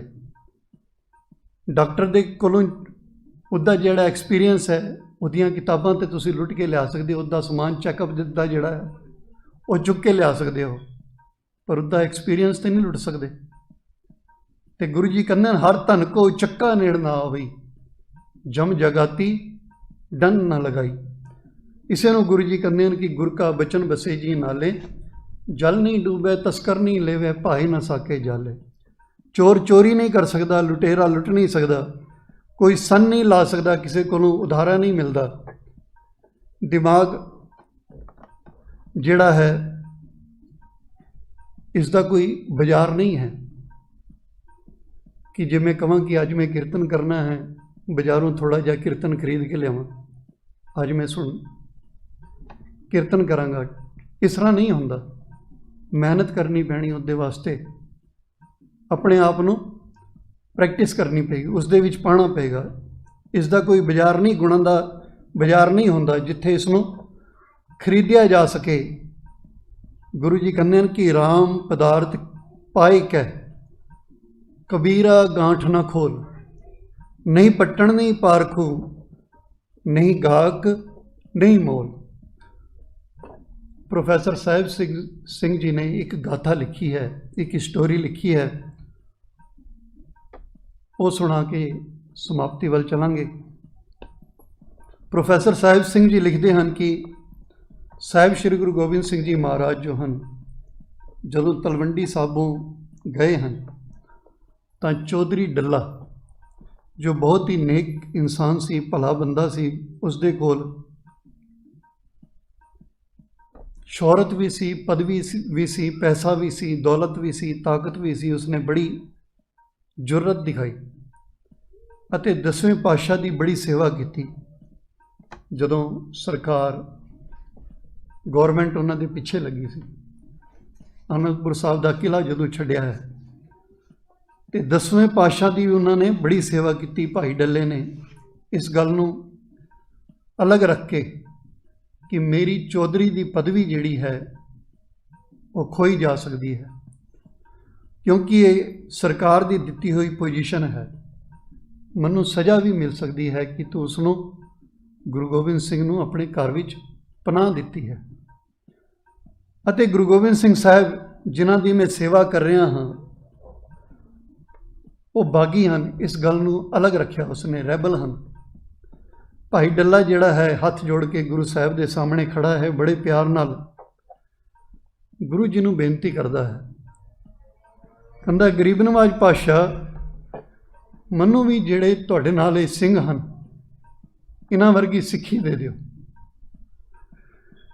ते गुरु जी हस पे कहने लगे, चौधरी जी तुसीं साडी बड़ी सेवा की है, तुसीं साडे वास्ते सत्कार दे पात्र हो, तुहाडी रिस्पैक्ट है, पर जिहड़ी सिक्खी तुसीं साडे कोलों मंग रहे हो ये दिती नहीं जा सकती, ये कमाणी पैंदी है। तुसीं अमीर हो, तुहाडे कोल पैसा है, तुहाडे कोल दौलत है, तुसीं अज तक कोई ऐसा बाजार देखा है जिथे तुसीं जाके पैसे लैके जाओ तो दुकानदार ना कहो कि इतने पैसियां दी मनु दया दे दे, काइंडनेस दे दे, मनु इतने पैसों की मरसी दे दे, इतने पैसों का परोपकार दे दे, सेवा दे दे, मेरे कोल पैसे हैं, पैसों का मनु धीरज दे दे, इन्ने पैसे जिंदी कीमत कमें मैं देण नूं तैयार हाँ, मनु पेशेंस दे दे, सैटिस्फैक्शन दे दे, टिका दे दे, कि ये सारिया चीज़ां बाजार विचों मिलदियां हैं। भाई डल्ला जी कहण लगे नहीं, गुरु जी कहंदे फिर एक ਆਉਂਦੀਆਂ ਕਿੱਥੋਂ ਹਨ? ਭਾਈ ਡੱਲਾ ਕਹਿੰਦਾ ਕਿ ਇਹ ਤੇ ਕਮਾਣੀਆਂ ਪੱਦੀਆਂ ਹਨ। ਮਹਾਰਾਜ ਕਹਿੰਦੇ ਸਿੱਖੀ ਤਾਂ ਇਹਨਾਂ ਗੁਣਾਂ ਦੇ ਵਿੱਚ ਹੀ ਹੈ। ਜਦੋਂ ਤੁਹਾਡਾ ਸਿਦਕ, ਜਦੋਂ ਤੁਹਾਡਾ ਭਰੋਸਾ ਟਿਕ ਗਿਆ ਤੇ ਤੁਸੀਂ ਸਿੱਖ ਬਣ ਗਏ। ਜੇ ਗੁਰੂ ਦੇ ਬਚਨਾਂ ਤੇ ਭਰੋਸਾ ਨਾ ਟਿਕਿਆ ਫਿਰ ਕਾਹਦੇ ਸਿੱਖ? ਸਾਡਾ ਗੁਰੂ ਦੇ ਬਚਨਾਂ ਤੇ ਭਰੋਸਾ ਨਹੀਂ ਟਿਕ ਰਿਹਾ। ਬਾਹਰੋਂ ਸਾਡਾ ਭੇਖ ਜਿਹੜਾ ਹੈ ਸਿੱਖੀ ਵਾਲਾ ਹੈ। ਦਸਤਾਰਾਂ ਬੜੀਆਂ ਸੋਹਣੀਆਂ ਹਨ, ਕੱਪੜੇ ਬੜੇ ਸੋਹਣੇ ਹਨ, ਮੇਰੀ ਤਰ੍ਹਾਂ ਬਾਣੇ ਬੜੇ ਸੋਹਣੇ ਪਾਏ ਹਨ, ਪਰ ਗੁਰੂ ਦਾ ਪਿਆਰ ਪਾਉਣਾ ਚਾਹੁੰਦੇ ਹਾਂ, ਗੁਰੂ ਦੀ ਸਿੱਖੀ ਉਸ 'ਤੇ ਕਲੇਮ ਕਰਨਾ ਚਾਹੁੰਦੇ ਹਾਂ, ਪਰ ਕਲੇਮ ਨਹੀਂ ਹੋ ਸਕਦਾ। ਇਸ ਨੂੰ ਕਮਾਉਣਾ ਪਵੇਗਾ। ਇਹਨਾਂ ਗੁਣਾਂ ਦੀ ਕਮਾਈ ਹੀ ਸਿੱਖੀ ਹੈ। ਸਿੱਖੀ ਕਿਸੇ ਨੂੰ ਦਿੱਤੀ ਨਹੀਂ ਜਾ ਸਕਦੀ। ਕਿਸੇ ਨੂੰ ਦੱਸਿਆ ਤੇ ਜਾ ਸਕਦਾ ਹੈ ਕਿ ਗੁਰੂ ਜੀ ਇਹ ਕਹਿ ਰਹੇ ਹਨ, ਗੁਰੂ ਜੀ ਇਹ ਸਾਨੂੰ ਸਮਝਾਉਣਾ ਚਾਹੁੰਦੇ ਹਨ। ਕਮਾ ਸਕਦਾ ਹੈ ਤਾਂ ਕਮਾ। ਜਿਹੜਾ ਗੁਰੂ ਦੀ ਸਿੱਖਿਆ ਨੂੰ ਕਮਾਉਂਦਾ ਹੈ ਉਹ ਗੁਰੂ ਦਾ ਸਿੱਖ ਹੋ ਜਾਂਦਾ ਹੈ। ਸੋ ਗੁਰੂ ਪਾਤਸ਼ਾਹ ਜੀ ਕਹਿੰਦੇ ਹਨ ਕਿ ਇਹ ਕਮਾਈ ਦੀ ਚੀਜ਼ ਹੈ। ਇਹ ਨਾ ਲੁੱਟੀ ਜਾ ਸਕਦੀ ਹੈ, ਨਾ ਚੋਰੀ ਕੀਤੀ ਜਾ ਸਕਦੀ ਹੈ, ਨਾ ਖਰੀਦੀ ਜਾ ਸਕਦੀ ਹੈ, ਨਾ ਕਿਸੇ ਕੋਲੋਂ ਉਧਾਰੀ ਲਈ ਜਾ ਸਕਦੀ ਹੈ। ਹੁਣ ਮੰਨ ਲਓ ਕਿ ਮੈਂ ਕੋੜਾ ਬੋਲਦਾ ਹਾਂ, ਮੇਰੇ ਜਿਹੜੇ ਬੋਲ ਹਨ ਉਹ ਕੋੜੇ ਹਨ, ਕਿਸੇ ਨੂੰ ਸਿੱਧਾ ਜਵਾਬ ਹੀ ਨਹੀਂ ਦਿੰਦਾ। ਕੋਈ ਦੂਜਾ ਮੈਨੂੰ ਮਿੱਠਾ ਬੋਲਣ ਦਾ ਗੁਣ ਦੇ ਸਕਦਾ ਹੈ, ਉਦਾਹਰਾ ਦੇ ਸਕਦਾ ਹੈ ਕਿ ਮੈਂ ਕਿਸੇ ਨੂੰ ਕਹਾਂ ਕਿ ਕੱਲ੍ਹ ਮੈਂ ਆਪਣੇ ਰਿਸ਼ਤੇਦਾਰਾਂ ਦੇ ਕੋਲ ਮਿਲਣ ਜਾਣਾ ਹੈ, ਮੈਂ ਆਪਣੇ ਦੋਸਤ ਨੂੰ ਮਿਲਣ ਜਾਣਾ ਹੈ, ਮੇਰਾ ਜਿਹੜਾ ਬਿਹੇਵੀਅਰ ਹੈ ਉਹ ਠੀਕ ਨਹੀਂ ਹੈ, ਤੂੰ ਆਪਣਾ ਬਿਹੇਵੀਅਰ ਮੈਨੂੰ ਇੱਕ ਦਿਨ ਵਾਸਤੇ ਉਦਾਹਰਾ ਦੇ ਦੇ। ਬਿਹੇਵੀਅਰ ਉਦਾਹਰਾ ਮਿਲਦਾ ਹੈ? ਨਹੀਂ ਮਿਲਦਾ। ਅਸੀਂ ਕਿਸੇ ਦੀ ਗੱਡੀ ਜਿਹੜੀ ਹੈ ਮੰਗ ਕੇ ਲਿਜਾ ਸਕਦੇ ਹਾਂ, ਪਰ ਕਿਸੇ ਦਾ ਬਿਹੇਵੀਅਰ ਮੰਗਿਆ ਨਹੀਂ ਜਾ ਸਕਦਾ। ਜੇ ਕਿਸੇ ਦਾ ਵੇ ਆਫ ਲਾਈਫ ਹੈ, ਕਿਸੇ ਦਾ ਜੀਣ ਦਾ ਤਰੀਕਾ ਹੈ, ਉਹ ਮੰਗਿਆ ਨਹੀਂ ਜਾ ਸਕਦਾ। ਜੀਵਨ ਜੁਗਤ ਜਿਹੜੀ ਹੈ ਉਹ ਕਮਾਣੀ ਪੈਂਦੀ ਹੈ, ਬਣਾਉਣੀ ਪੈਂਦੀ ਹੈ। ਹਾਂ, ਇਹ ਜ਼ਰੂਰ ਹੈ ਕਿ ਇਸ ਵਾਸਤੇ ਕੋਈ ਤੁਹਾਡੀ ਹੈਲਪ ਕਰ ਸਕਦਾ ਹੈ ਕਿ ਕਿਵੇਂ ਮੈਂ ਗੁਣਾਂ ਦਾ ਧਾਰਨੀ ਬਣਾ, ਇਹਨਾਂ ਗੁਣਾਂ ਨੂੰ ਕਮਾਵਾਂ। ਇਸ ਦੇ ਵਾਸਤੇ ਕੋਈ ਸਾਨੂੰ ਜਾਣਕਾਰੀ ਦੇ ਸਕਦਾ ਹੈ, ਇਨਫੋਰਮੇਸ਼ਨ ਦੇ ਸਕਦਾ ਹੈ, ਪਰ ਸਾਡੀ ਜਗ੍ਹਾ ਕੋਈ ਦੂਸਰਾ ਕਮਾ ਨਹੀਂ ਸਕਦਾ। ਅਤੇ ਅੱਜ ਦਾ ਮਨੁੱਖ ਇਹੀ ਸੋਚਦਾ ਹੈ ਕਿ ਮੇਰੇ ਕੋਲ ਪੈਸੇ ਹਨ, ਮੇਰੀ ਜਗ੍ਹਾ ਧਰਮ ਕੋਈ ਹੋਰ ਕਮਾ ਲਵੇ ਅਤੇ ਮੈਨੂੰ ਦੇ ਦੇਵੇ, ਮੈਂ ਪੈਸੇ ਨਾਲ ਧਰਮ ਵੀ ਖਰੀਦ ਲਵਾਂ। ਮੇਰੇ ਲਈ ਭਗਤੀ ਕੋਈ ਹੋਰ ਕਰੇ, ਮੇਰੇ ਵਾਸਤੇ ਪਾਠ ਕੋਈ ਹੋਰ ਕਰੇ, ਮੇਰੇ ਵਾਸਤੇ ਬੰਦਗੀ ਕੋਈ ਹੋਰ ਕਰੇ, ਮੇਰੇ ਵਾਸਤੇ ਸੇਵਾ ਵੀ ਕੋਈ ਹੋਰ ਕਰ ਲਵੇ, ਪੈਸੇ ਲੈ ਲਵੇ ਮੇਰੇ ਕੋਲ। ਅਸੀਂ ਖਰੀਦਣਾ ਚਾਹੁੰਦੇ ਹਾਂ ਸਿੱਖੀ। ਫਿਰ ਕਹਿੰਦਾ ਹੈ ਕਿ ਪਤਾ ਨਹੀਂ ਮਨ ਨੂੰ ਸ਼ਾਂਤੀ ਨਹੀਂ ਮਿਲ ਰਹੀ, ਮੇਰਾ ਮਨ ਬੜਾ ਪਰੇਸ਼ਾਨ ਹੈ। ਬੰਦਾ ਪੁੱਛੇ ਤੂੰ ਕੀਤਾ ਵੀ ਕੀ ਹੈ? ਜ਼ਮੀਨ ਤੇ ਵਾਹੀ ਨਹੀਂ, ਬੀਜ ਤੇ ਪਾਇਆ ਨਹੀਂ, ਕੀਤਾ ਤੇ ਕੁਝ ਵੀ ਨਹੀਂ, ਪਰ ਵੇਟ ਕਰਦਾ ਹੈ ਕਿ ਫਲ ਮੈਨੂੰ ਮਿਲ ਜਾਏ, ਫਰੂਟ ਮੈਨੂੰ ਮਿਲ ਜਾਏ, ਫਰੂਟ ਮੈਂ ਖਾ ਲਵਾਂ, ਮਿਹਨਤ ਕੋਈ ਹੋਰ ਕਰੇ। ਇਸ ਤਰ੍ਹਾਂ ਨਹੀਂ ਹੁੰਦਾ। ਇਹ ਤੇ ਜਸਟਿਸ ਵਾਲੀ ਗੱਲ ਨਹੀਂ, ਇਨਸਾਫ ਵਾਲੀ ਗੱਲ ਨਹੀਂ। ਇਸ ਲਈ ਗੁਰੂ ਜੀ ਕਹਿੰਦੇ ਹਨ, ਮਨ ਤੋਂ ਜੋਤ ਸਰੂਪ ਹੈ, ਆਪਣਾ ਮੂਲ ਪਛਾਣ। ਮਨ ਹਰ ਜੀ ਤੇਰੇ ਨਾਲ ਹੈ, ਗੁਰਮਤੀ ਰੰਗ ਮਾਣ। ਗੁਰੂ ਦੀ ਮੱਤ ਲੈ ਕੇ ਆਪਣੀ ਜ਼ਿੰਦਗੀ ਦਾ ਰੰਗ ਮਾਣ, ਖੁਸ਼ੀਆਂ ਮਾਣ। ਆਪਣੇ ਅਸਲੇ ਨੂੰ, ਆਪਣੇ ਮੁੱਢ ਨੂੰ, ਆਪਣੇ ਮੋਲ ਨੂੰ ਤੂੰ ਪਛਾਣ। ਰੈਕਗਨਾਈਜ਼ ਯੂਰ ਓਰੀਜਨ ਸੋਰਸ, ਕਿ ਸੁੱਖ ਕਿੱਥੋਂ ਮਿਲਣਾ ਹੈ। ਉਹ ਪਰਮਾਤਮਾ ਦੀ ਤਾਕਤ ਜਿਹੜੀ ਹੈ ਤੇਰੇ ਨਾਲ ਹੈ। ਤੈਨੂੰ ਪਰਮਾਤਮਾ ਨੇ ਦਿਮਾਗ ਦਿੱਤਾ ਹੈ, ਹਰ ਬੰਦੇ ਨੂੰ ਦਿੱਤਾ ਹੈ, ਇਸ ਨੂੰ ਯੂਜ਼ ਕਰ। ਇਸ ਤਾਕਤ ਦੀ ਸਮਝ ਲੈ ਕੇ ਜ਼ਿੰਦਗੀ ਦਾ ਲਾਹਾ ਖੱਟ, ਆਪਣੀ ਬਣਦੀਆਂ ਜ਼ਿੰਮੇਵਾਰੀਆਂ ਨੂੰ ਪੂਰੀਆਂ ਕਰ। ਹਰ ਬੰਦੇ ਦੇ ਜਿੰਨੇ ਰਿਸ਼ਤੇ ਹਨ ਉਤਨੀ ਜ਼ਿੰਮੇਵਾਰੀਆਂ ਹਨ। ਬੈਲੈਂਸ ਰੱਖ ਕੇ ਆਪਣੀ ਜ਼ਿੰਮੇਵਾਰੀਆਂ ਪੂਰੀਆਂ ਕਰੇ। ਕਿਧਰੇ ਆਪਣੀ ਕੀਮਤੀ ਜ਼ਿੰਦਗੀ ਦਾ ਸਮਾਂ ਜੋ ਹੈ ਉਹ ਐਵੇਂ ਬਰਬਾਦ ਨਾ ਕਰ ਲਈ। ਆਪਣੇ ਮੋਲ ਨੂੰ, ਆਪਣੀ ਤਾਕਤ ਨੂੰ ਗਵਾ ਨਾ ਲਈ, ਕਿਉਂਕਿ ਆਪਣੇ ਮਨ ਦੇ ਪਿੱਛੇ ਤੁਰਨ ਵਾਲੇ ਲੋਕ ਜਿਹੜੇ ਹਨ ਆਪਣੀ ਤਾਕਤ ਨੂੰ, ਆਪਣੇ ਮੋਲ ਨੂੰ ਗਵਾ ਲੈਂਦੇ ਹਨ। ਜਿਸ ਨੂੰ ਗੁਰੂ ਜੀ ਕਹਿੰਦੇ ਹਨ, ਗੁਰਮੁਖ ਲਾਹਾ ਲੈ ਗਏ, ਮਨਮੁਖ ਚੱਲੇ ਮੂਲ ਗਵਾਏ ਜੀਓ। ਮੂਲ ਵੀ ਜਿਹੜਾ ਹੈ ਨਾ ਉਹ ਗਵਾ ਕੇ इस संसार तो चले जाते हैं। सतगुरु जी कृपा करन, सानू समत बख्शण,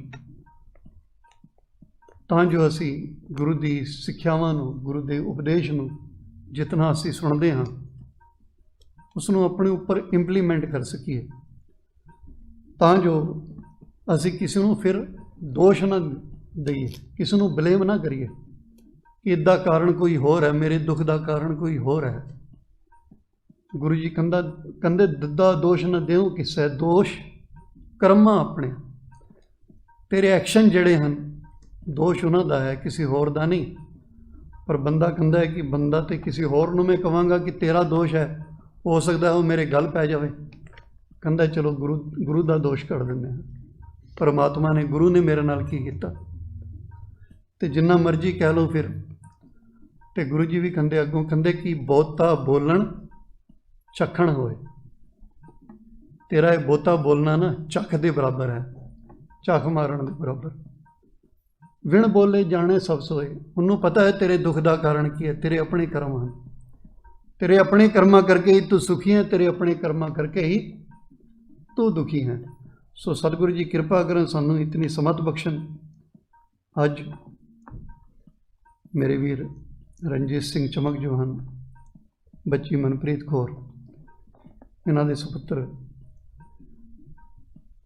ਬੱਚੇ ਦਾ ਜਨਮ ਦਿਨ ਹੈ, ਗੁਰਦਿਆਲ ਸਿੰਘ। सो पिता माता की आसीस पढ़ के ये शब्द पढ़ के समाप्ति करांगे। आओ प्यार नाल ये शब्द पढ़िए। पिता माता की आसीस, निमक न बिसरो तुमको हर हर, सदा भजो जगदीश। माता की आसीस, पिता माता की आसीस,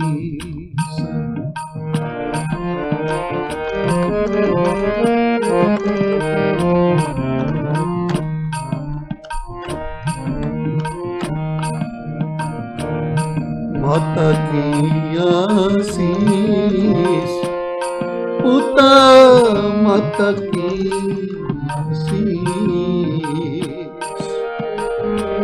निमख नाम बिसरो तुमको हारे हारे, सदा भजो जगदीश। पिता माता की आसीस, माता की आसीस, पिता माता की आसीस।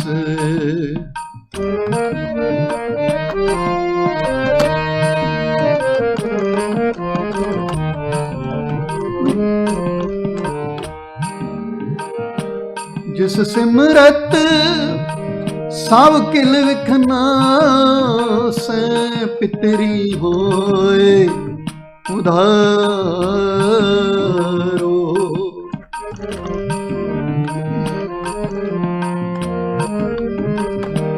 जिस सिमरत सब किल विखना से, पितरी होए उधारो। सो हरे हरे तुम सद ही जाप, जाका अंत न पारो। पिता माता की आसीस, माता की आसीस, पिता माता की आसीस।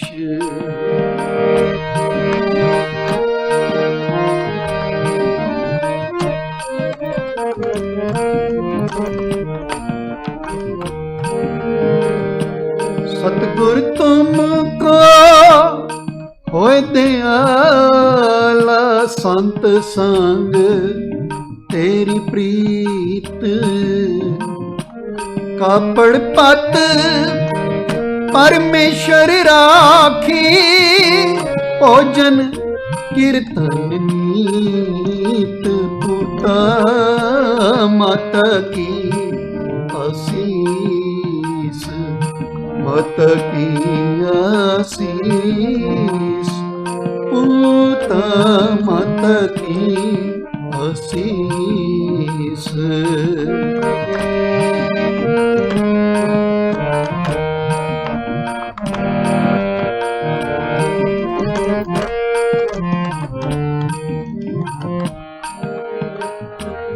अमृत पीवो सदा चिर जीवो, हार सिमरत आनंद अनंत।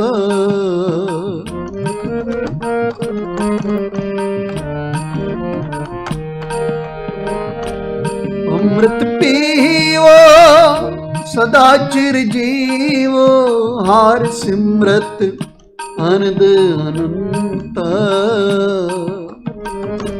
रंग तमाशा पूरन आशा, कब है न व्यापे चिंता। पूत मत की आशीष, मत की आशीष। पूत मत की आशीष।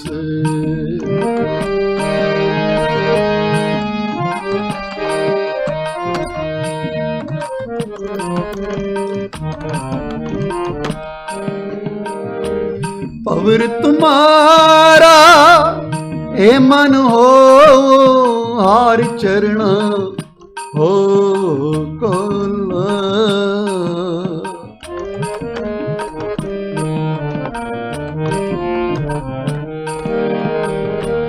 पवर तुम्हारा हे मन हो, हार चरण हो कोल।